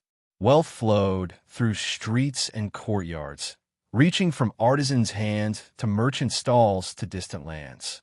At the same time, economic activity shaped urban planning, governance, and social hierarchy, creating a self-reinforcing system that allowed the city to thrive for centuries.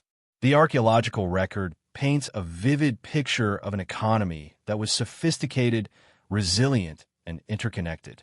Even beneath 3,000 years of sand, traces of commerce, pottery shards, tools, imported goods, and inscriptions reveal a city alive with activity, negotiation, and ambition.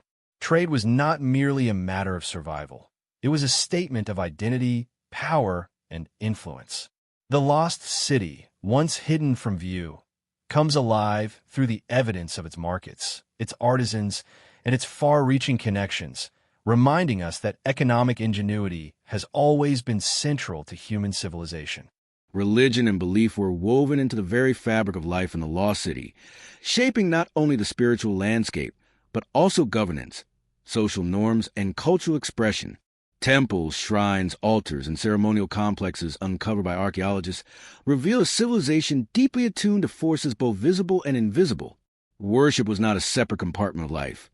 It permeated daily routines, festivals, and even the design of homes and public spaces. Through the artifacts and architectural remains, we begin to glimpse a worldview in which the sacred and the mundane were inseparable, each reinforcing the other in an intricate web of cultural meaning. Archaeological evidence points to a pantheon of deities, each representing different aspects of existence. fertility, harvest, protection, commerce, and celestial forces.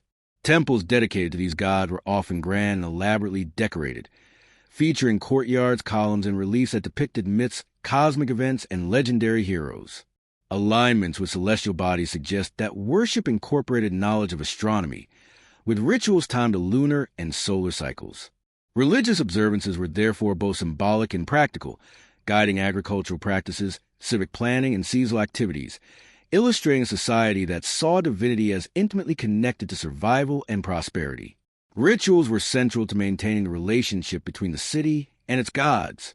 Excavations of ceremonial artifacts, including incense burners, offering bowls, figurines, and ceremonial vessels, point to a rich tradition of ritual practice.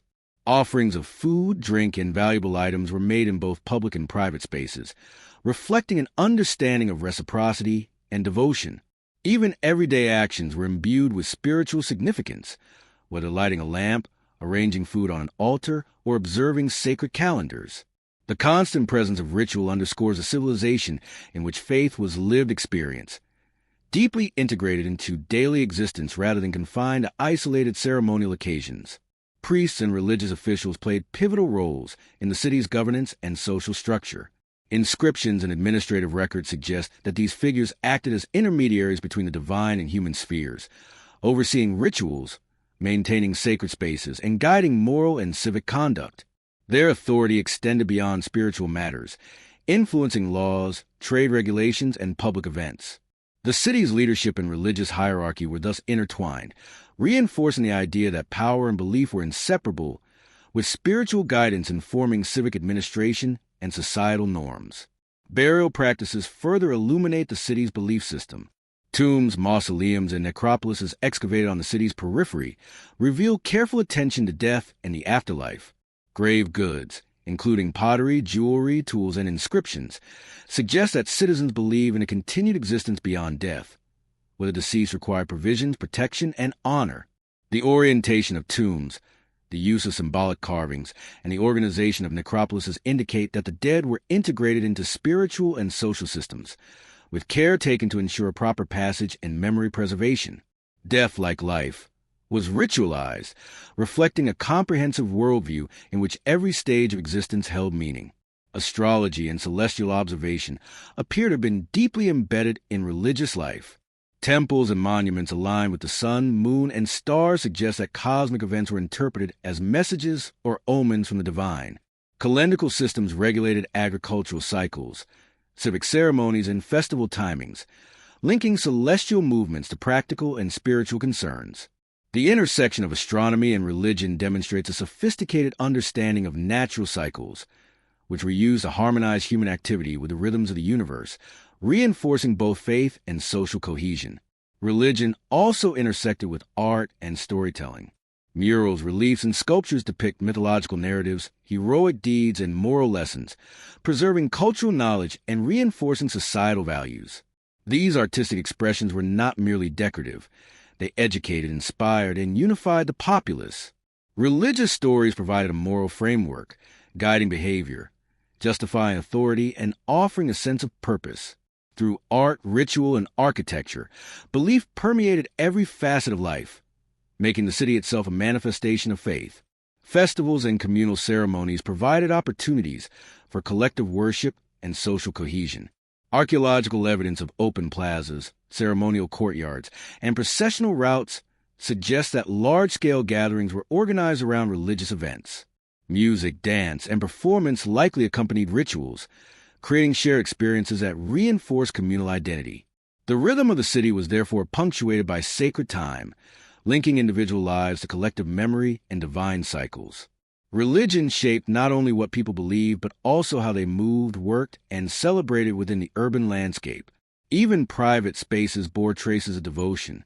Small altars, figurines, and ritual vessels were found in homes, indicating that spiritual practice was not restricted to temples. Families observed daily rites, offering prayers and gifts to ensure protection, prosperity, and guidance. The pervasiveness of domestic religious artifacts demonstrates a culture in which faith was intimately connected to personal and familial life, reinforcing societal norms and embedding spiritual awareness into everyday actions. The lost city's belief system was thus both structured and personal. Public temples and grand ceremonies communicated shared values, while private altars and household rituals allowed for individual expression and devotion. The interplay of these layers created a society where religion reinforced morality, governance, and cultural identity, while also providing solace, meaning, and guidance to its citizens. Through careful excavation, we begin to understand that the city's greatness was not only in its walls and markets, but in its spiritual vision, which shaped every aspect of human existence within it. In essence, religion and beliefs were the invisible architecture of the city, guiding behavior, inspiring creativity, and sustaining cohesion. Temples, tombs, rituals, and daily devotions collectively reveal a civilization profoundly conscious of the unseen forces shaping life. The sands may have buried these sacred sites, but their echoes endure, offering insight into a society that sought to align itself with both the natural and supernatural worlds. Through faith, the city's inhabitants found structure, purpose, and identity, a legacy that speaks across millennia, long after the stones themselves were hidden beneath the desert. The lost city beneath the sands was more than a hub of trade, religion, and architecture. It was a crucible of art and culture where creativity and expression thrived alongside daily life. Artistic endeavor permeated every aspect of the city, from monumental public works to intimate personal objects, reflecting both the aesthetic sensibilities and the cultural values of its inhabitants.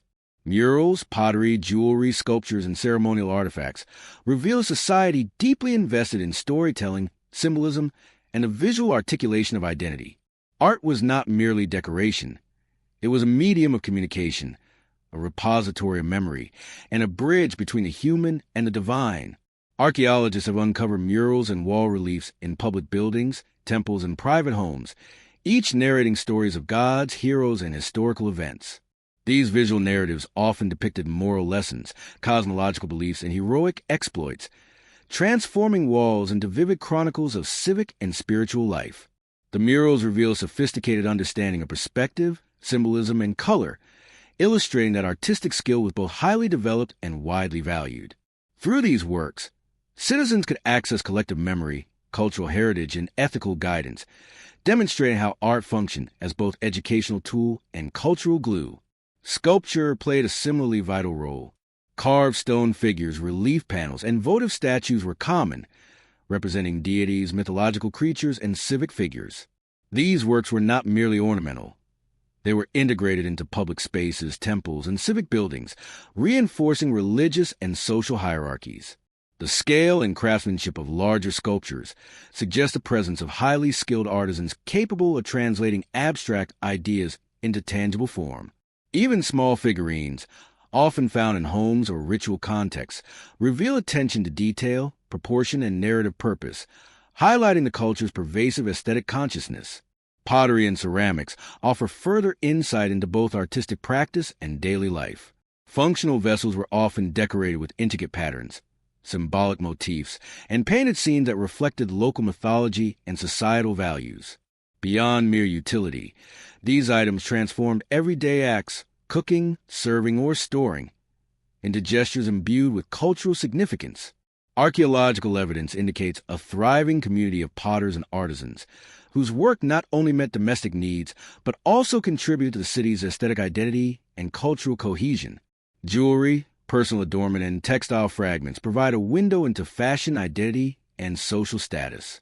Beads, pendants, and decorative items made from metals, stones, and glass were common, reflecting both local craftsmanship and the influence of trade networks. Patterns, motifs, and materials were used to signify social rank, occupation, or affiliation with religious or civic groups. The artistry embedded in personal objects illustrates that culture was not confined to public spaces, but lived in intimate, personal expression, reinforcing identity, belonging, and social norms. Music and performance were likely central to cultural life, though evidence is less tangible. Archaeologists have discovered musical instruments, depictions of dancers, and ritual performance spaces, suggesting that sound and movement were integrated into both daily routines and ceremonial occasions. Music, dance, and performance would have served multiple purposes, marking religious events, entertaining citizens, reinforcing communal bonds, and transmitting stories and traditions. Through these dynamic forms of expression, The city's inhabitants engaged not only their intellects, but also their emotions and senses, creating a rich and immersive cultural environment. Literature and written expression were intertwined with art, particularly through inscriptions, tablets, and carved narratives. These records preserved history, laws, religious texts, and civic decrees, often embellished with decorative elements or symbolic imagery. Writing was a medium through which knowledge, tradition, and cultural memory were transmitted across generations. The combination of visual and written forms illustrates a civilization that understood the power of narrative, both to educate and to immortalize collective achievements. Festivals and communal celebrations reinforce cultural expression, transforming streets, plazas, and temples into stages for collective creativity. Public ceremonies incorporated music, dance, costume, and visual symbolism, linking civic identity with spiritual practice. These events allowed the population to participate in culture actively, experiencing and contributing to the creation of meaning. The rhythm of festivals and observances structured time, providing a cyclical framework that connected daily life with seasonal and cosmic cycles, strengthening social cohesion and cultural continuity. Artistic practice was not static. It evolved alongside trade, political change, and cultural exchange. Imported materials, styles, and techniques influenced local artisans, creating a dynamic interplay between tradition and innovation. Pottery motifs, sculptural styles, and textile patterns reveal both continuity and adaptation, suggesting a society that valued its heritage while remaining receptive to new ideas. This fusion of local and foreign influence enriched the city's cultural landscape, highlighting its role as a node in regional and interregional networks of artistic exchange. Even in the most utilitarian aspects of life, culture was evident. Everyday objects, tools, and domestic implements were often decorated or crafted with aesthetic consideration, indicating that art was inseparable from function. This blending of utility and beauty reflects a worldview in which material culture, daily routines, and aesthetic appreciation were deeply interconnected. Culture was not an occasional indulgence. It was a continuous dialogue between humans, their environment, and their beliefs. Ultimately, the lost city's art and culture reveal a civilization both sophisticated and human, where creativity and expression were integral to identity, community, and spirituality. Murals, sculpture, pottery, music, and performance illuminate the values, fears, and aspirations of its citizens, offering a vivid, immersive portrait of life beneath the sands. Art became both a record of achievement and a tool for shaping society, bridging the ordinary and the extraordinary, the sacred and the secular. Through its artistic legacy, the city speaks across millennia, allowing modern observers to glimpse the vision, imagination, and vitality of a culture once thought lost to time. Beneath the desert sands, the lost city was not only a center of commerce, art, and spirituality, but also a fortress shaped by the realities of conflict and the necessity of defense. Archaeological excavations reveal imposing walls, fortified gates, watchtowers, and defensive bastions, testifying to a civilization acutely aware of external threats.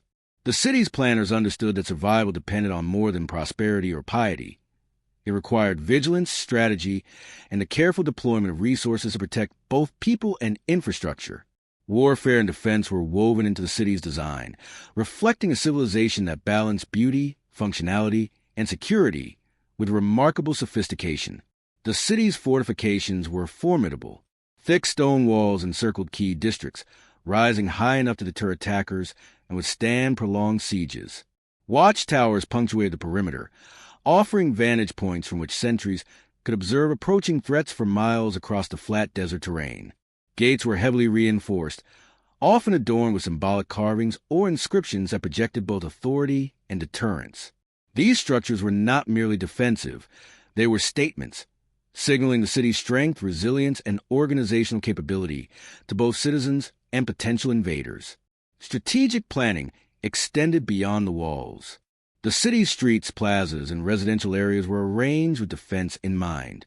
Narrow alleyways, controlled entry points, and layered districts allowed defenders to slow or channel invaders, protecting vital areas while minimizing civilian exposure. Public spaces could serve multiple purposes, functioning as marketplaces during peace and assembly points or staging areas during conflict. This integration of urban planning and military foresight demonstrates a society that recognized the inseparability of daily life and strategic preparedness. Archaeologists have uncovered evidence of weapons and armor, including spearheads, arrow points, shields, and bronze or iron implements. These artifacts suggest the presence of professional or semi-professional military class, trained to defend the city and its interests. Weapons were not only functional but often carefully crafted, reflecting both technological skill and an understanding of tactical requirements. The variety of weaponry indicates preparation for different forms of combat, whether range, close quarters, or siege, illustrating a sophisticated approach to urban defense and battlefield strategy. Defense was also about intelligence and surveillance. Elevated structures, observation posts, and signaling systems likely allowed for early warning of approaching threats. These measures gave the city crucial time to mobilize defenders, secure gates, and protect civilians.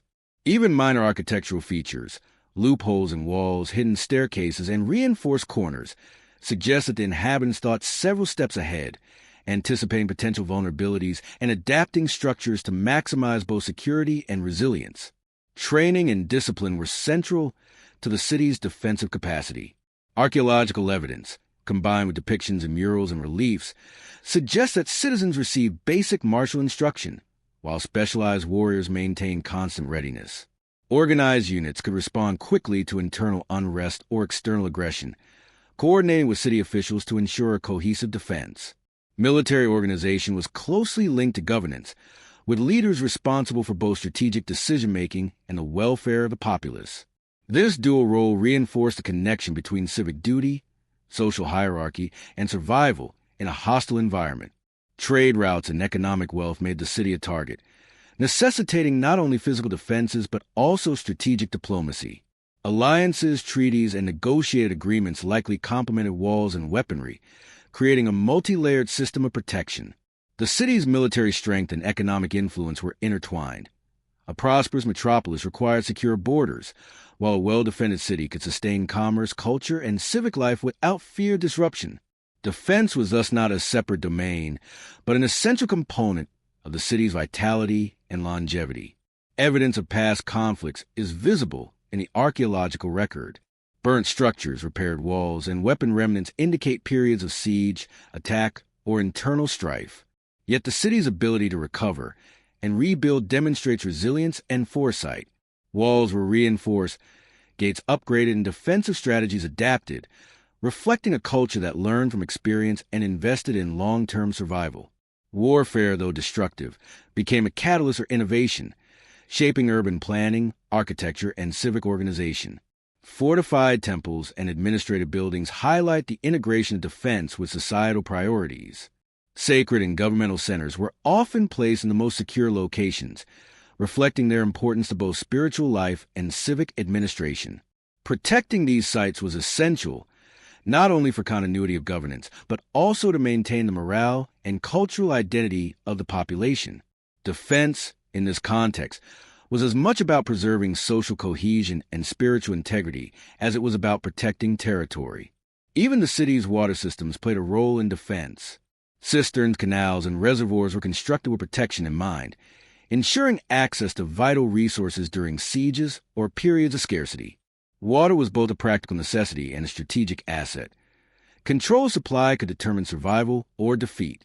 The integration of resource management into military planning underscores the sophistication of the city's defensive strategies, reflecting an understanding that infrastructure, economy, and security were deeply interconnected. The Lost City's approach to warfare was holistic, combining physical fortifications, technological innovation, strategic planning, and social organization.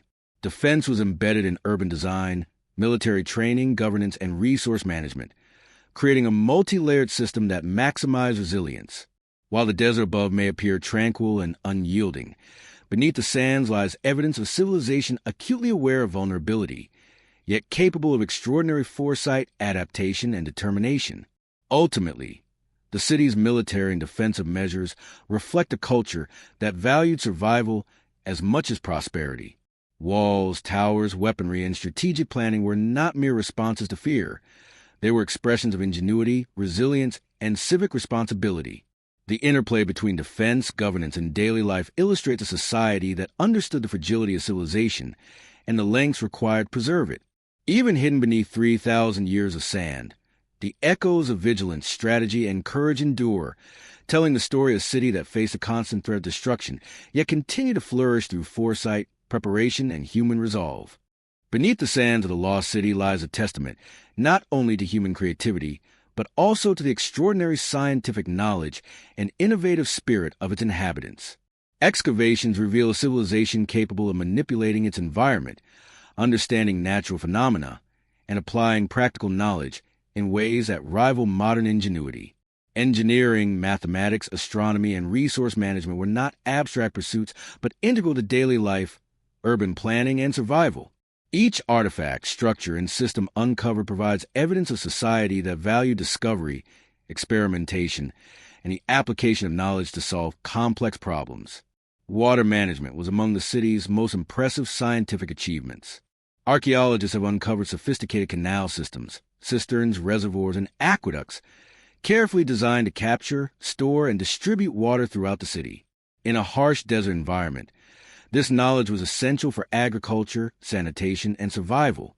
Engineers calculated gradients, planned channels, and designed overflow systems to prevent flooding or contamination. These structures reveal a deep understanding of hydrodynamics and environmental adaptation, demonstrating that the city's inhabitants combined observation, experimentation, and practical engineering to sustain life in one of the world's most unforgiving landscapes. Agricultural innovation complemented the city's water systems. Evidence of terracing, irrigation, and crop rotation indicates a sophisticated approach to soil management, fertility, and resource efficiency. Archaeologists have discovered storage granaries and processing facilities designed to maximize yield and preserve food for extended periods. Crop diversity, coupled with careful planning and experimentation, allowed the city to thrive despite environmental constraints. The interplay between engineering, agriculture, and science underscores a civilization's holistic approach to survival, where practical innovation was guided by careful observation and empirical knowledge. Astronomy and celestial observation also played a significant role in scientific advancement. Temples, monuments, and public structures were aligned with the sun, moon, and stars, allowing citizens to track seasons, regulate agricultural cycles, and plan festivals and ceremonies. Observatories, though modest in appearance, suggest systematic study of celestial bodies. This knowledge informed not only religious practices, but also urban planning, calendar systems, and long-term resource management. The integration of astronomical observation into civic and religious life demonstrates a civilization that understood the value of empirical data and its application to both practical and spiritual endeavors. Metallurgy and material science were other hallmarks of innovation.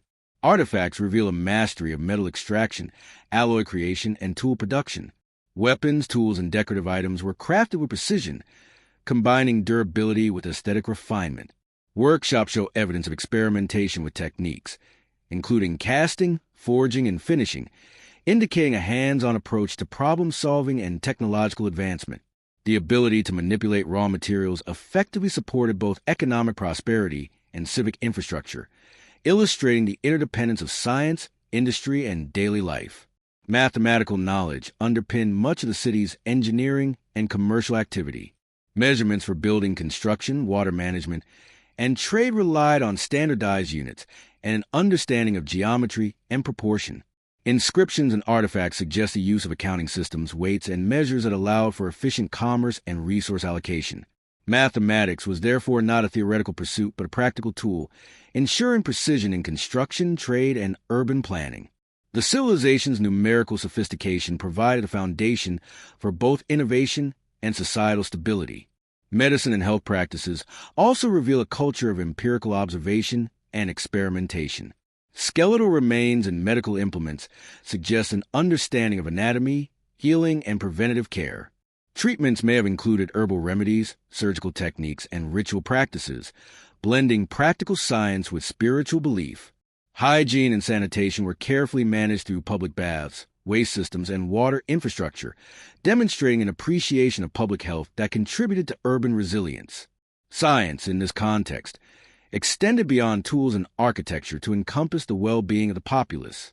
Trade and industry were further enhanced by technological innovation. Efficient workshops, production facilities, and transport infrastructure indicate a keen understanding of mechanics, materials, and workflow optimization. Artisans and laborers applied empirical knowledge to improve efficiency, quality, and consistency in their work. The city's capacity for innovation created a feedback loop where economic success funded further experimentation and development, and discoveries in turn enhanced production and quality of life. Education and knowledge transmission were integral to sustaining innovation. The presence of inscriptions, tablets, and specialized training areas suggests that knowledge was systematically taught and preserved. Young apprentices learned from masters in workshops, while scribes and scholars maintained records that could guide future generations. This deliberate effort to capture, codify, and transmit scientific and technical knowledge ensured continuity, allowing the city to advance while preserving core principles and techniques across generations. The lost city's scientific achievements were thus deeply intertwined with its culture, economy, and survival strategies. Engineering, astronomy, agriculture, metallurgy, mathematics, and medicine all reveal a civilization that observed, experimented, and applied knowledge to solve pressing problems. Innovation was not limited to elite scholars, but permeated everyday life, informing urban design, trade, religious practice, and domestic routines. Science and creativity were inseparable, each enhancing the other to produce a society that could thrive in a harsh and competitive environment. Ultimately, the city's buried innovations provide a window into the intellect, curiosity, and ingenuity of its people. Each canal, tool, inscription, and artifact tells the story of a civilization capable of thinking ahead, solving complex problems, and harmonizing practical needs with aesthetic, spiritual, and social considerations. Though hidden beneath 3,000 years of sand, the lost city demonstrates that science and innovation were as essential to its endurance as walls, weapons, and commerce. The ingenuity of its people speaks across millennia, offering inspiration, insight, and profound appreciation for the human capacity to adapt, invent, and endure. The city that had flourished for centuries, its streets alive with commerce, music, and ritual, eventually faced forces that would bring it to ruin. Beneath the desert sands, archaeologists have uncovered layers of destruction, abandoned homes, and hastily buried artifacts, painting a stark contrast between the city's former vitality and the silence that enveloped it after abandonment. Scholars debate the causes, but evidence suggests a combination of environmental pressures, economic decline, political instability, and possibly external invasion. Whatever the triggers, the collapse was profound, leaving behind a civilization that had once been a beacon of ingenuity, now swallowed by time and desert. Environmental changes likely played a crucial role in the city's downfall. Sediment layers indicate shifts in river courses, reduced water flow, and episodes of drought that would have strained agriculture and water management systems. The canals, reservoirs, and aqueducts that once sustained life became less effective as rainfall diminished and soil fertility declined. Crop failures, coupled with scarcity of resources, would have created social tension, challenged governance, and forced citizens to reconsider their ability to sustain urban life. The environment, once harnessed and controlled, became an unforgiving adversary, slowly eroding the foundations of the city's prosperity. Economic decline compounded these challenges. Trade networks that had connected the city to distant lands began to falter, possibly due to shifting geopolitical landscapes or the rise of rival centers of commerce. Archaeological evidence of neglected marketplaces, unfinished construction projects, and abandoned workshops suggests that economic activity waned before the city's final abandonment. Without trade to fuel prosperity and fund public works, the infrastructure that supported daily life began to deteriorate. Streets once bustling with merchants fell silent, and homes and workshops were gradually deserted, leaving behind a city of empty structures and fragmented artifacts. Political instability further weakened the city's ability to respond to crises. Inscriptions and records hint at periods of contested leadership, bureaucratic breakdown, or social unrest. Governance may have become fragmented, reducing capacity to coordinate defense, maintain infrastructure, or manage resources effectively. As authority weakened, citizens would have been forced to fend for themselves, undermining social cohesion, and leaving the city vulnerable to internal collapse and external threats. The intersection of environmental stress, economic strain, and political fragmentation created a perfect storm that made sustained urban life increasingly untenable. Evidence of conflict suggests that external threats may have hastened abandonment. Burned structures, weapon remnants, and fortification repairs point a period of attack or siege, indicating that the city faced both natural and human adversaries. In times of crisis, the population may have been compelled to flee, leaving behind possessions, food stores, and sacred objects. Some districts appear to have been evacuated rapidly, while others show signs of gradual depopulation. The archaeological record thus reflects a complex narrative of stress, adaptation, and eventual surrender to forces beyond the city's control. The process of abandonment was not uniform. While central districts may have been evacuated abruptly, peripheral areas appear to have declined gradually, with some families maintaining residence longer than others. Layers of debris, accumulated waste, and partially filled storage facilities indicate attempts to sustain life even as conditions worsened. Yet over time, the city's infrastructure fell into disrepair, water systems clogged, roads eroded, and homes succumbed to neglect. The rhythm of urban life slowed, then ceased, leaving a once thriving metropolis to be claimed by the desert. Cultural and religious practices also reflected the collapse. Temples show evidence of neglect. Altars were left unused, and ritual objects were discarded or buried. Festivals that once unified the population and reinforced social cohesion disappeared, eroding communal identity. Religion, which had long guided daily life and moral frameworks, could no longer compensate for the tangible challenges posed by scarcity, instability, and environmental degradation. Spiritual life diminished alongside material life, creating a void that echoed across streets, homes, and public spaces. Artifacts left behind reveal glimpses of the human experience during collapse. Pottery shards, personal belongings, and tools found in abandoned dwellings speak to lives interrupted, routines disrupted, and plans unrealized.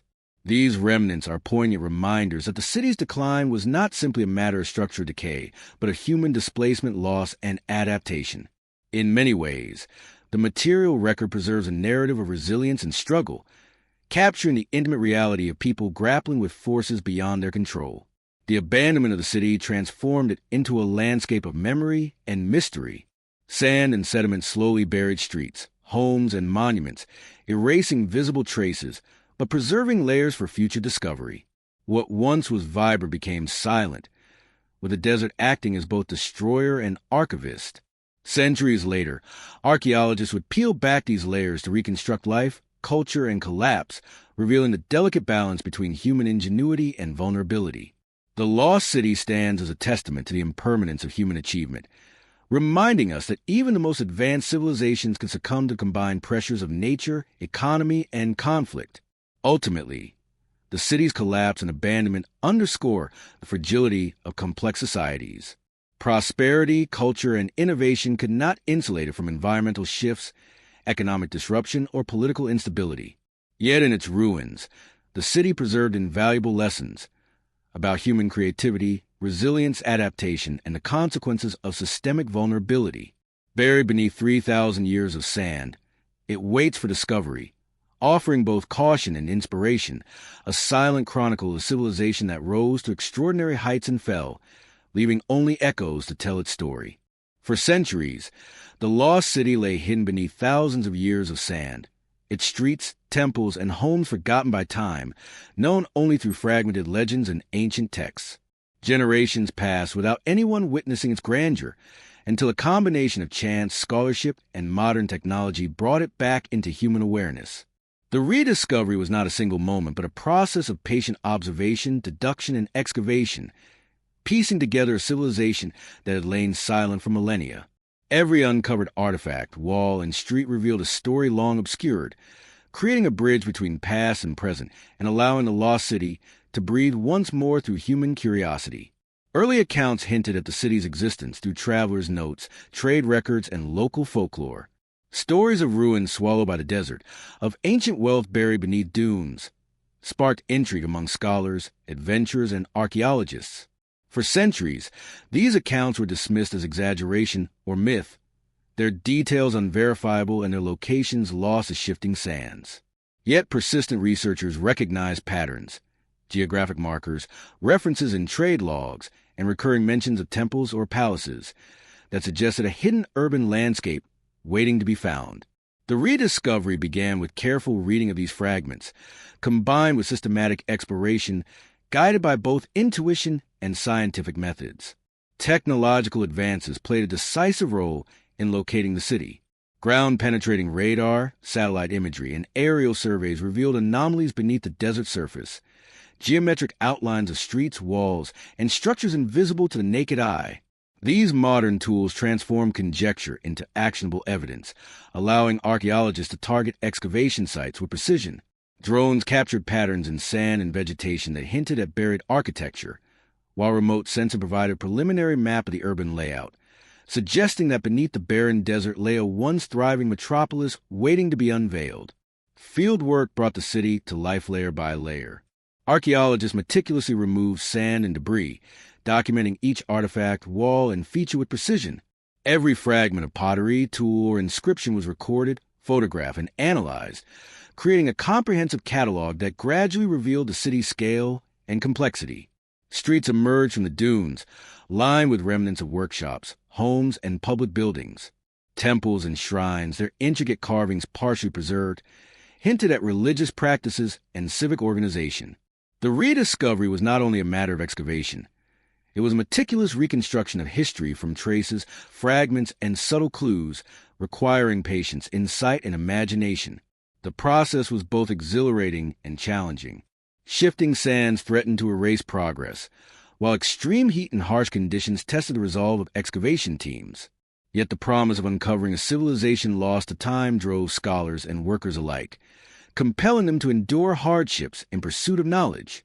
Each discovery, an intact mosaic, a ceremonial vessel, or an inscription revealing the name of a ruler, was a breakthrough, confirming that the city beneath the sand was real, sophisticated, and deeply human.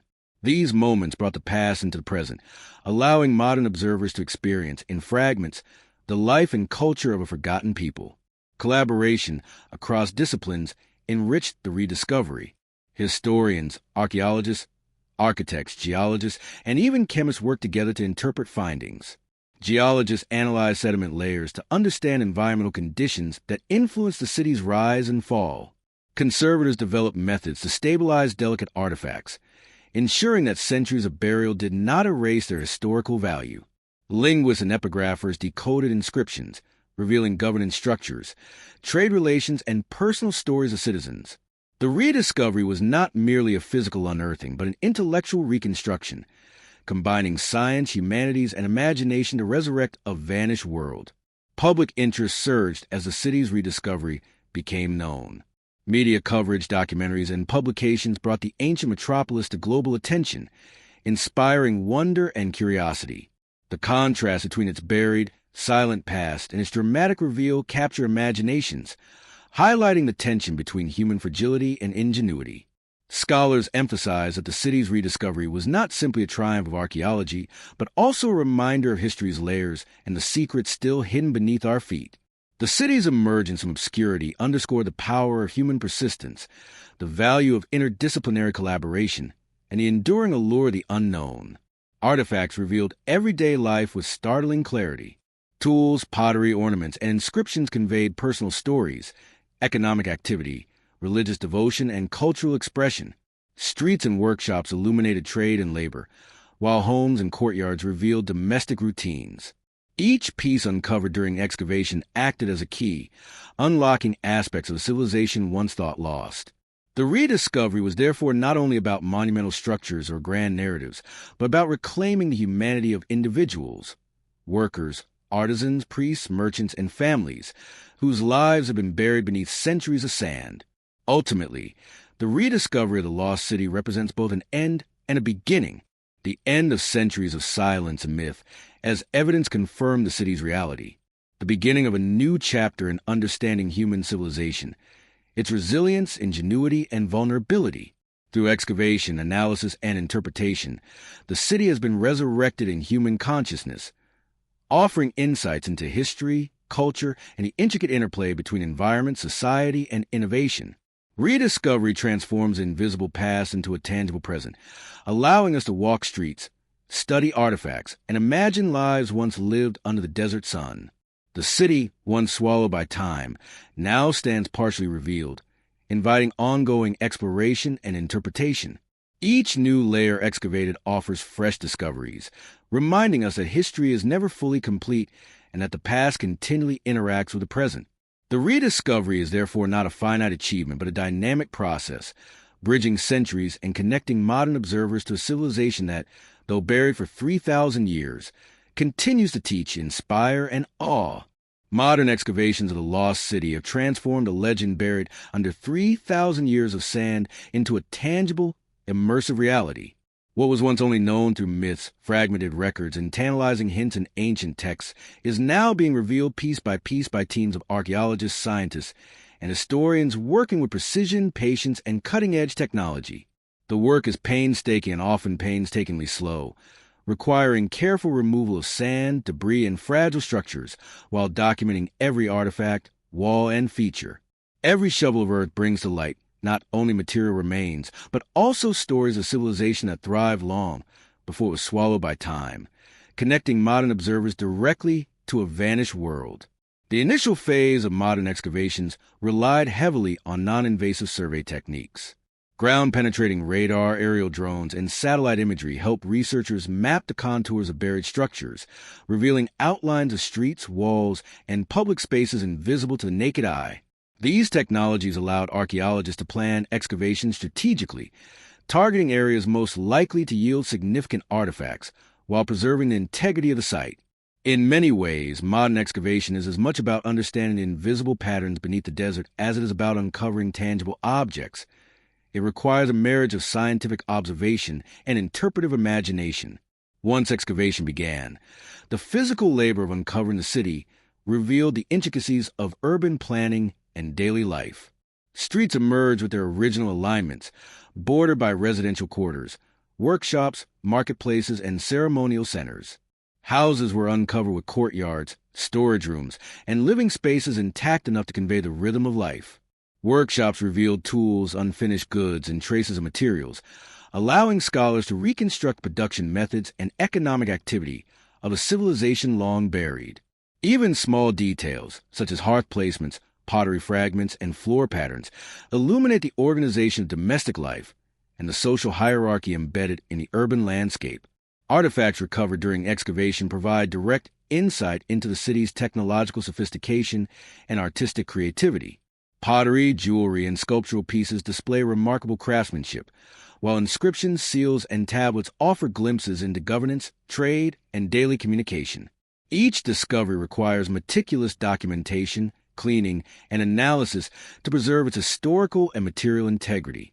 Even the smallest shard can rewrite understandings of trade networks, religious practice, or artistic tradition, highlighting how every piece of evidence contributes to the broader narrative of the city's life, achievements, and eventual decline. Environmental reconstruction is another key component of modern excavations. Sediment layers, soil samples, and botanical remains provide clues about ancient climate, water management, and agriculture.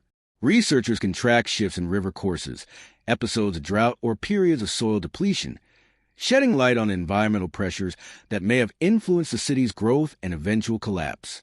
These studies transform the excavation from a purely archaeological endeavor into an interdisciplinary investigation that incorporates geology, botany, and climatology, offering a holistic understanding of the civilization's interaction with its environment. Modern excavations also rely heavily on conservation techniques to ensure that recovered materials survive exposure. Fragile pottery, murals, and organic artifacts must be stabilized immediately to prevent deterioration, requiring expertise in chemistry and material science. Conservators work alongside archaeologists to preserve the integrity of structures, ensuring that the city can be studied for generations to come. This delicate balance between excavation and preservation underscores the challenge of modern archaeology, revealing the past without destroying it, capturing its story while respecting its material fragility. Collaboration across disciplines has been essential to the success of modern excavations. Architects analyze structural remains to understand building techniques, while historians interpret inscriptions and cultural artifacts to reconstruct social and political contexts. Anthropologists study human remains to reveal health, diet, and demographic patterns. Technological experts apply remote sensing, 3D modeling, and digital reconstruction to visualize streets, temples, and public spaces as they may have appeared. This multidisciplinary approach transforms excavation from mere digging into a process of recreating an entire civilization in the present, making the invisible visible and the ancient tangible. Modern excavation also highlights the human element behind archaeology, the dedication, perseverance, and vision of the teams working in extreme conditions. Blistering heat, shifting sands, and logistical challenges test the resolve of every archaeologist and laborer on site. Yet the promise of uncovering a civilization lost for millennia drives continued effort, inspiring both professionals and the public alike. Each day on the site brings a potential for discovery, whether it is a well-preserved artifact, a section of wall revealing construction techniques, or a cache of inscribed tablets that unlock details of governance, trade, or daily life. The excavation process has transformed the city from myth to measurable reality, revealing its scale, complexity, and sophistication. Streets, workshops, temples, and residences have emerged from the sand, each layer telling a story about human ingenuity, culture, and resilience. Through these discoveries, modern observers gain a vivid understanding of how the city functioned, how people lived, and how civilization could flourish in what is now a desolate desert landscape. The excavations bring to life the rhythm of society long gone, offering insights into technology, art, governance, and spirituality, and revealing a civilization that was far more advanced than previously imagined. Ultimately, modern excavations of the lost city represent a convergence of history, science, and imagination. They bridge the gap between a hidden past and contemporary understanding, uncovering the material traces of lives, achievements, and struggles buried beneath millennia of sand. Each artifact, structure, and analysis contributes to a layered narrative, showing that archaeology is not merely about discovery, but about interpretation, preservation, and the ongoing dialogue between past and present. In revealing the lost city, modern excavations breathe life into what was once buried, allowing humanity to connect with civilization that continues to inspire, intrigue, and educate. The lost city, buried beneath 3,000 years of sand, did not vanish entirely with its physical abandonment. Its legacy reverberated through surrounding regions, influencing cultures, trade networks, and political structures long after its streets fell silent. Scholars studying artifacts, inscriptions, and architectural remnants have found echoes of its innovations in distant cities, suggesting that the knowledge, artistry, and systems developed there traveled far beyond its borders. The city's influence was subtle yet profound, shaping successive civilizations in ways that highlight both the durability and fragility of cultural memory. Architectural innovations were among the most visible aspects of its legacy. Excavations reveal city planning techniques, fortification strategies, and temple layouts that were later echoed in neighboring urban centers. The careful alignment of streets, the integration of residential and public spaces, and the sophisticated water management systems suggest a model of urban organization that other cities adapted to their own environments. Temples and ceremonial complexes, with their precise orientation and elaborate design, influenced later religious architecture, demonstrating the lost city's enduring impact on spiritual and civic expression. Trade practices and economic organization also carried the city's influence forward. Artifacts and inscriptions suggest a highly organized system of commerce, including standard weights and measures, marketplaces, and trade agreements. Neighboring cities adopted similar practices, suggesting that the lost city functioned as a hub of economic innovation. By modeling efficient trade networks and marketplaces, it influenced how goods, resources, and ideas circulated across the region, fostering connections that persisted long after the city itself disappeared. Its economic principles demonstrated the importance of planning, regulation, and innovation, lessons that successive civilizations applied to their own urban and commercial contexts. Religious and cultural practices reveal another layer of influence. Ceremonial objects, iconography, and inscriptions uncovered during excavation indicate beliefs, rituals, and mythologies that bear striking similarities to those found in later cultures. Temples dedicated to deities with similar attributes, ritual objects mirroring earlier forms, and ceremonial practices reflecting established patterns suggest that the city's spiritual framework became a touchstone for neighboring societies. Even as the original city vanished, its religious philosophy and symbolic systems continued to inform the cultural imagination of subsequent civilizations, guiding moral frameworks, artistic expression, and civic rituals. Artistic techniques and motifs from the city also left a lasting imprint. Sculptural styles, pottery designs, and decorative patterns were replicated, adapted, and evolved in later centers of art and craft. These artifacts reveal the dissemination of aesthetic principles across time and space, showing how a buried city could continue to shape the visual culture of regions far from its desert home. Artists and artisans drew inspiration from its forms, whether consciously or unconsciously, preserving elements of its identity and integrating them into new cultural contexts. In this way, the city's artistic legacy became both a historical record and a source of creative innovation for generations that followed. The city's intellectual and scientific achievements also had a long-lasting impact. Engineering methods, mathematical calculations, and astronomical observations influenced subsequent urban planning and infrastructure projects. Knowledge of water management, fortification, and resource optimization spread through trade and cultural exchange, informing how other civilizations approached the challenges of urban life. The interplay of empirical observation, experimentation, and practical application demonstrated by the city became a model for problem-solving that transcended its physical disappearance, illustrating that ideas can endure even when their original context is lost. Social structures and governance models provide further evidence of its influence. Inscriptions and administrative artifacts reveal a system of civic organization that balance authority, religious oversight, and economic regulation. Later cities show traces of similar hierarchical structures, with administrative roles, priestly influence, and civic oversight mirroring the lost city systems. This suggests that its approach to governance, integrating law, religion, and resource management, serve as a reference point for neighboring societies seeking stability and cohesion in their own urban environments. The city's influence extended into folklore and oral tradition as well. Stories of a magnificent city swallowed by sand, with temples, treasures, and streets frozen in time, persisted in regional memory. These legends preserved the city's presence in cultural consciousness, inspiring travelers, historians, and eventually modern archaeologists to seek it out. Folklore acted as a bridge between history and memory, keeping the city alive in imagination and ensuring that its achievements would not be entirely forgotten. In this sense, legacy was not limited to tangible artifacts, but encompassed narratives, myths, and symbolic representations that shaped collective understanding. Modern scholarship also benefits from the city's enduring influence. Excavations, analyses, and reinterpretations of its artifacts provide insight into urban planning, technology, social organization, and cultural life. Its rediscovery has reshaped assumptions about the sophistication of ancient civilizations, demonstrating that even long-buried societies possess remarkable knowledge and ingenuity. By studying the city, researchers gain a deeper appreciation for how culture, technology, and human ambition interact, offering lessons relevant not only to historians but to planners, engineers, and artists today.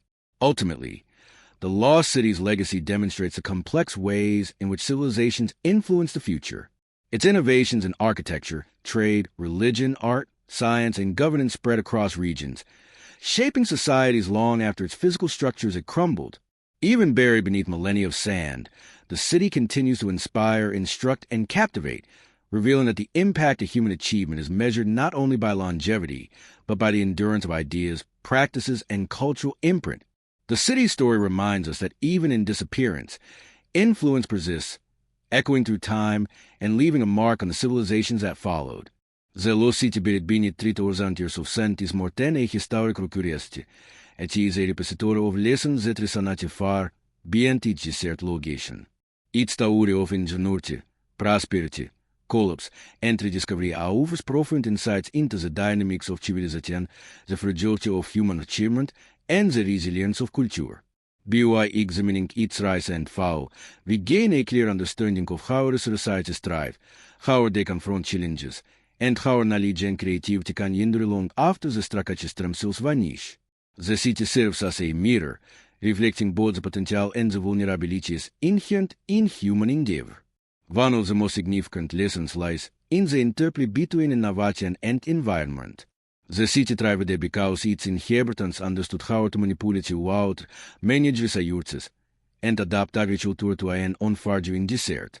Canals, reservoirs, and irrigation systems reveal not only technical skill but also voorziet, planning and careful observation of natural cycles. Yet the same environmental systems, when stress by drought, climate shifts, or neglect, contributed to the cheetah's eventual decline. The lesson is clear. Human ingenuity can harness the environment to sustain life, but variance without adaptability can transform an asset into a vulnerability. Civilizations must constantly monitor, maintain, and innovate to survive environmental challenges. Equally important is the lesson of social organization and governance. The cheetah's complex hierarchy, administrative structures, and civic planning allowed IT to coordinate trade, defense, and cultural life effectively.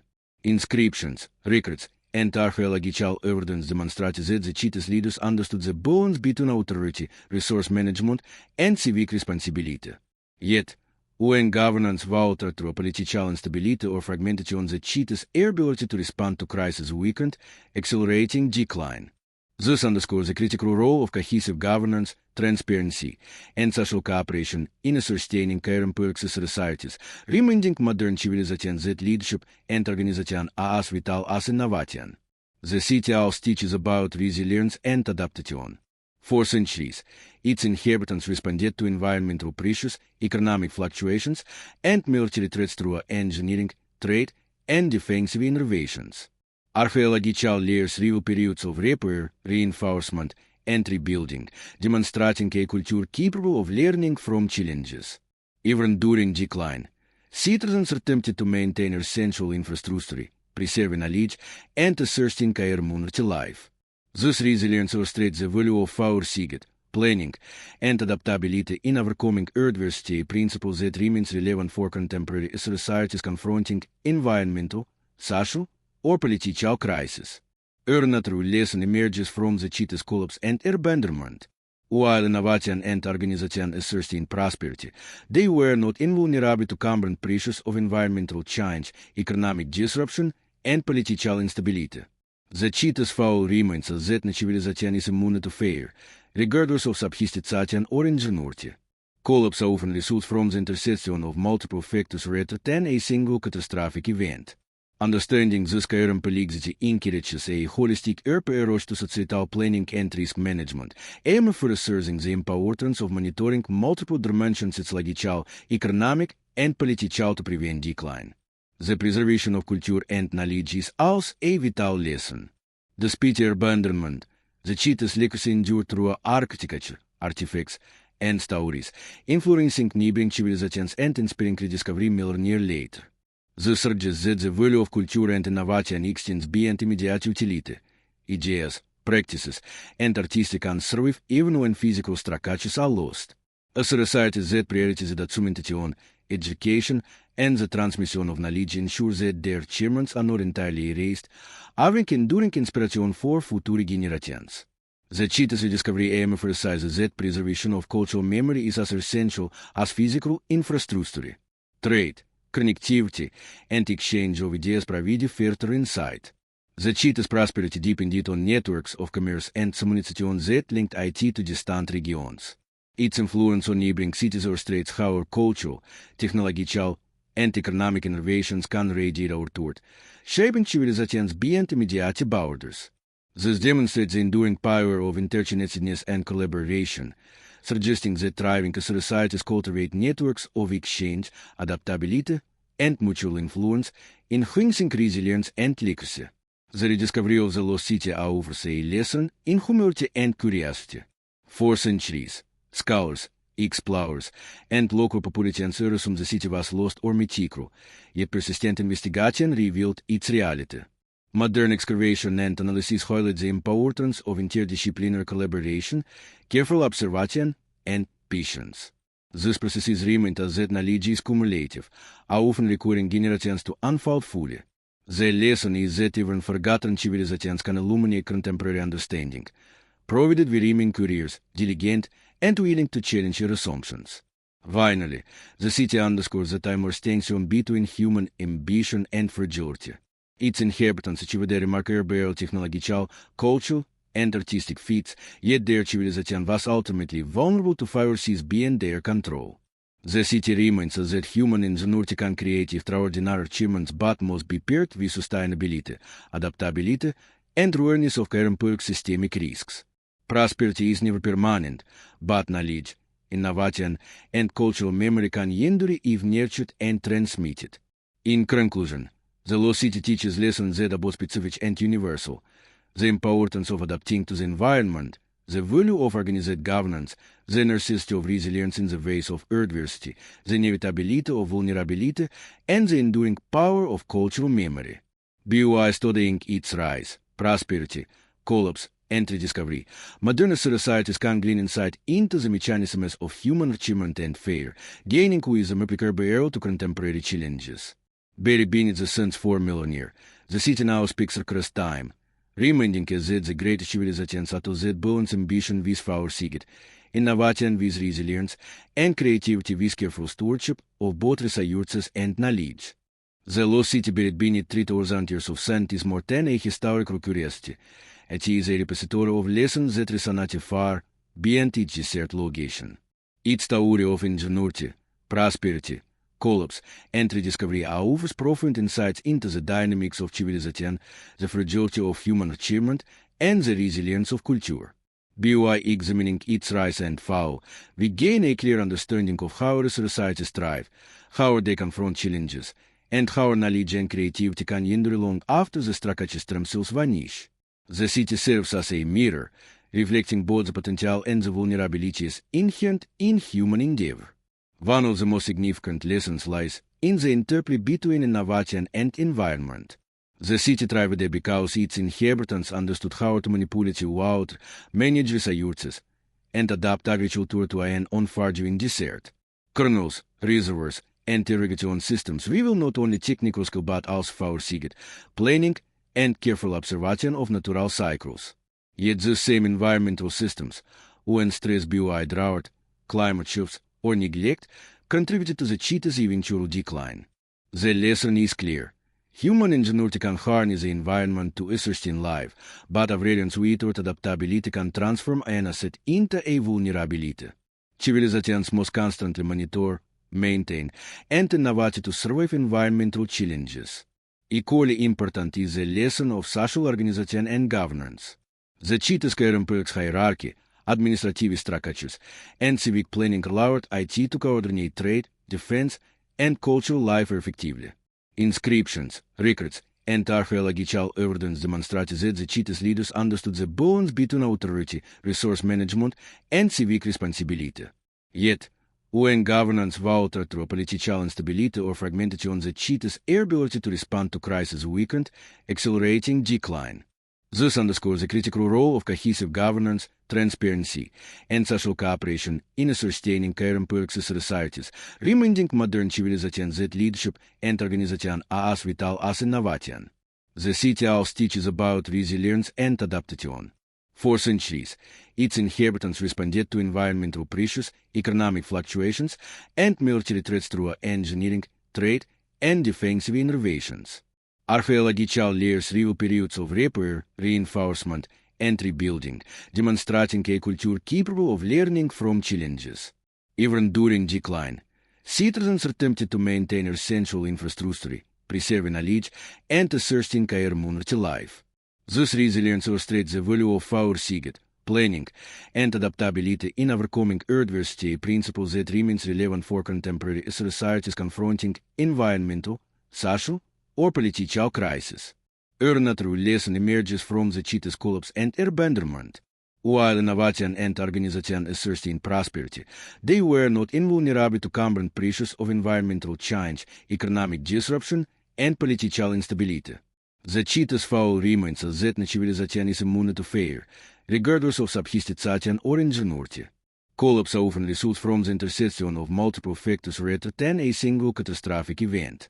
Understanding this complexity encourages a holistic approach to societal planning and risk management, emphasizing the importance of monitoring multiple dimensions its logical, economic, and political to prevent decline. The preservation of culture and knowledge is also a vital lesson. Despite abandonment, the city's legacy endured through architecture, artifacts, and stories, influencing neighboring civilizations and inspiring rediscovery millennia later. The surges that the value of culture and innovation extends beyond immediate utility. Ideas, practices, and artistic can survive even when physical structures are lost. A society that prioritizes the documentation, education, and the transmission of knowledge ensures that their achievements are not entirely erased, having enduring inspiration for future generations. The cheetah's rediscovery aim emphasizes that preservation of cultural memory is as essential as physical infrastructure. Trade, connectivity, and exchange of ideas provide further insight. The cheetah's prosperity depended on networks of commerce and communication that linked IT to distant regions. Its influence on neighboring cities illustrates how our cultural, technological, and economic innovations can radiate outward, shaping civilizations beyond immediate borders.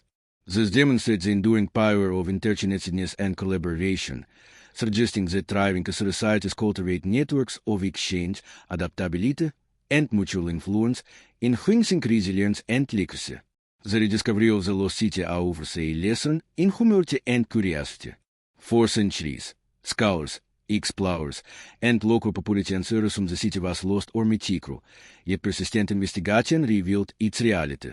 Modern excavation and analysis highlight the importance of interdisciplinary collaboration, careful observation, and patience. These processes remind us that knowledge is cumulative, often requiring generations to unfold fully. The lesson is that even forgotten civilizations can illuminate contemporary understanding, provided we remain curious, diligent, and willing to challenge our assumptions. Finally, the city underscores the timeless tension between human ambition and fragility. Its inhabitants achieved remarkable technological, cultural, and artistic feats, yet their civilization was ultimately vulnerable to forces beyond their control. The city reminds us that human ingenuity can create extraordinary achievements but must be paired with sustainability, adaptability, and awareness of current systemic risks.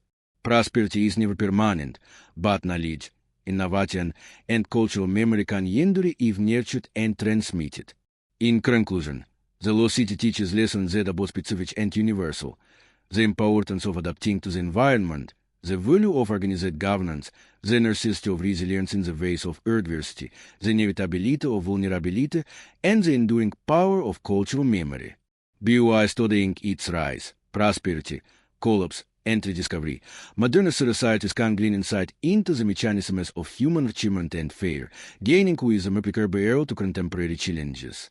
Buried beneath the sun's 4 millennia, the city now speaks across time, reminding us that the greatest civilizations are those that balance ambition with foresight, innovation with resilience, and creativity with careful stewardship of both resources and knowledge.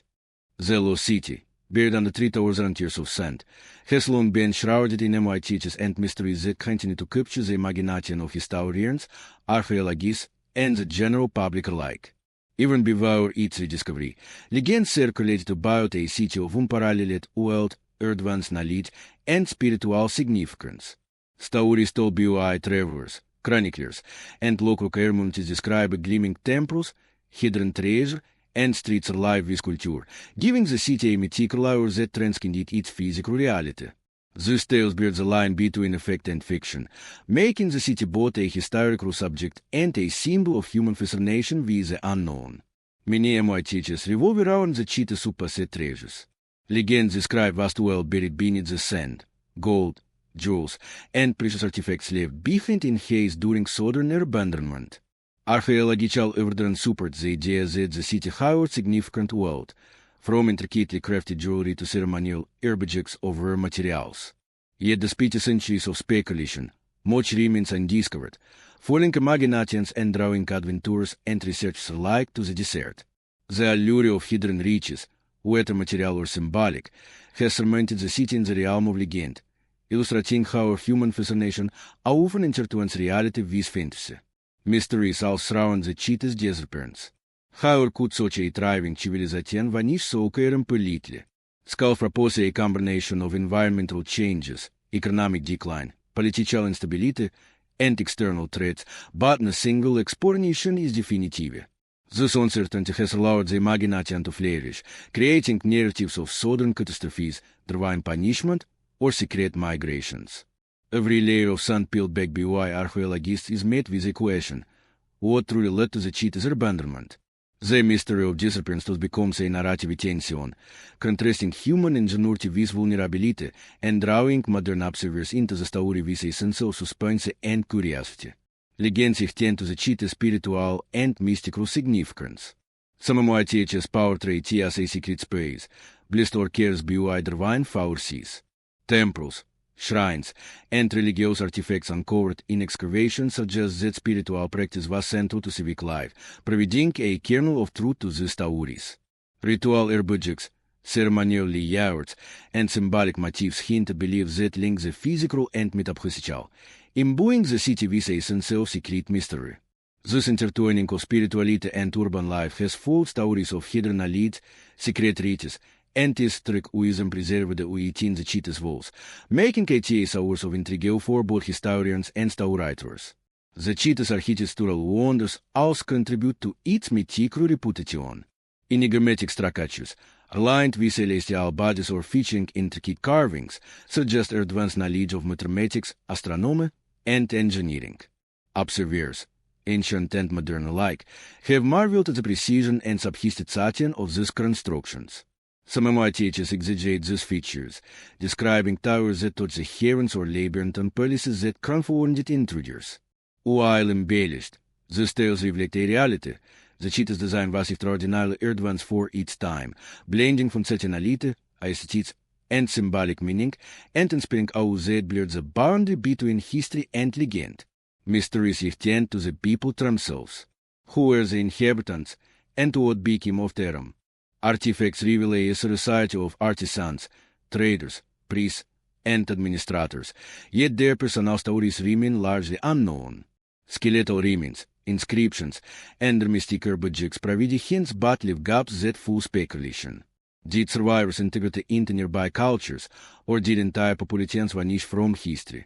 They incurably tricked the imagination to fill in the blanks, turning historical gaps into enduring mysteries that challenge scholars to reconstruct lives and events from fragmentary evidence. Natural phenomena also contributed to MYTs surrounding the city.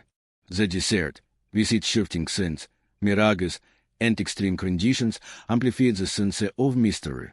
Travelers reported glimpses of structures appearing and disappearing with the dunes, reinforcing stories of a hidden metropolis. Seasonal wines, sandstorms, and dramatic landscapes enhance the cheetah's mystical allure, creating the impression that it was a place suspended between reality and legend. The environment itself became a story writer, shaping narratives that transformed archaeological reality into an enduring mystery that continues to captivate modern explorers. Even modern discoveries attend there with mythic interpretation. As archaeologists uncover temples, streets, and artifacts, popular narratives often embellish their significance, portraying the city as a lost utopia, a repository of ancient wisdom, or a place of unsolved riddles.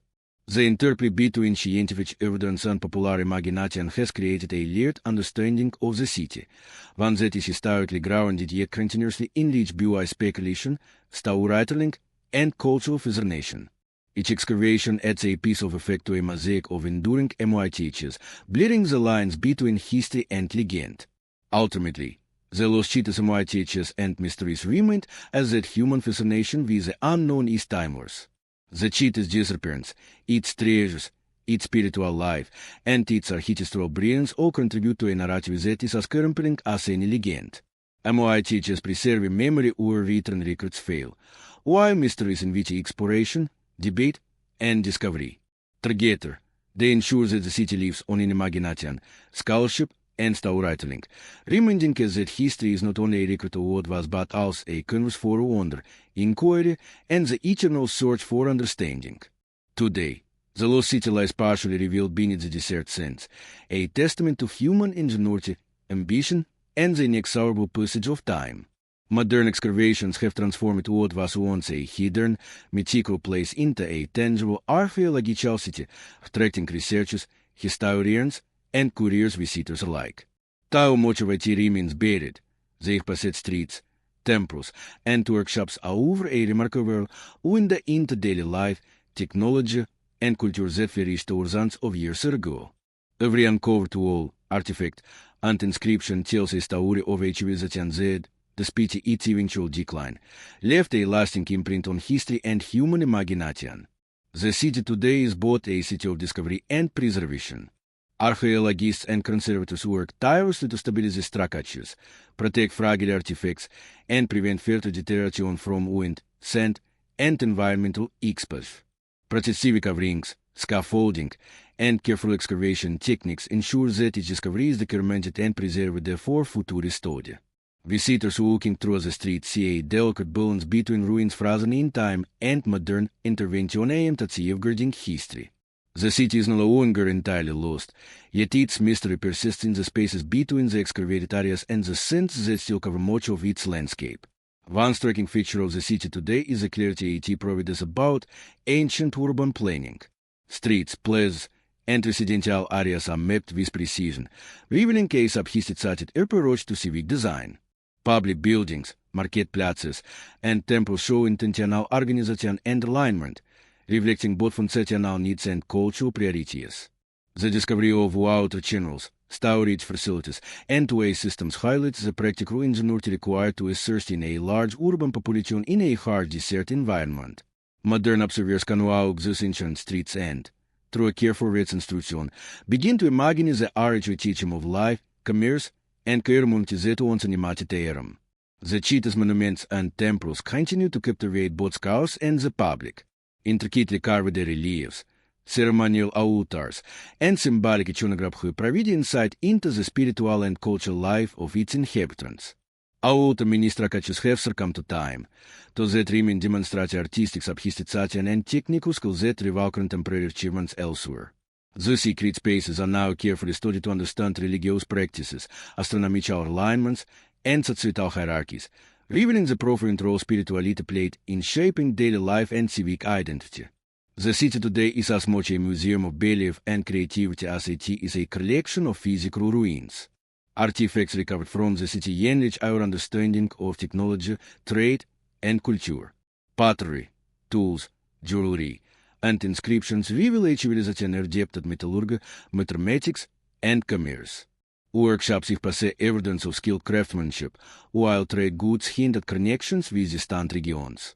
Every item tells a story of human skill, economic exchange, and cultural expression. Today, these artifacts are meticulously catalogued, preserved, and are often displayed in museums, allowing the city to share its history beyond the excavation city itself. The tangible remains of everyday life create a vivid connection between modern observers and the people who once inhabited this remarkable metropolis. The city today is also a center for scientific innovation and interdisciplinary study. Geologists, archaeologists, architects, and historians collaborate to understand not only the physical layout of the city but also its environmental context, construction techniques, and social dynamics. Remote sensing, 3D mapping, and chemical analysis of artifacts have allowed scholars to reconstruct ancient technologies and trace the city's evolution over centuries. Modern exploration continues to uncover new information, demonstrating that even after decades of excavation, the city still holds secrets waiting to be revealed. IT is a living laboratory for understanding the coherent complexity of ancient human civilizations. Beyond academic study, the city today has cultural and symbolic significance. IT inspires narratives, documentaries, and artistic interpretations, bridging the past and present. The city invites reflection on human achievement, resilience, and vulnerability. Visitors experience a tangible connection to a civilization that mastered engineering, agriculture, art, and governance, while also confronting the realities of environmental and social fragility. The city's continued excavation and study serve as a reminder that history is not static.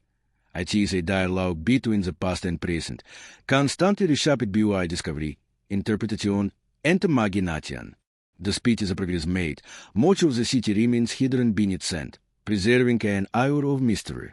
The uncurvated portions hold potential discoveries artifacts, structures, and insights that could further illuminate the city's social, economic, and cultural life. This duality, partly revealed yet largely concealed, maintains a sense of suspense and wonder, reminding observers that the desert continues to guard the city's secrets. The city today is therefore both known and unknown, a place where history, archaeology, and imagination intersect. Ultimately, the city today embodies a convergence of time, memory, and human endeavor. It is a testament to the creativity, innovation, and resilience of its inhabitants and a reflection on the impermanence of civilizations. Walking its streets, studying its artifacts, and examining its structures allows modern humanity to witness the legacy of a society that achieved a greatness and circumferences beyond its control. The lost city, once swallowed by sand, now stands partially revealed a powerful remainder of history's depth, the enduring influence of human ingenuity, and the mysteries that continue to ride beneath the surface of time.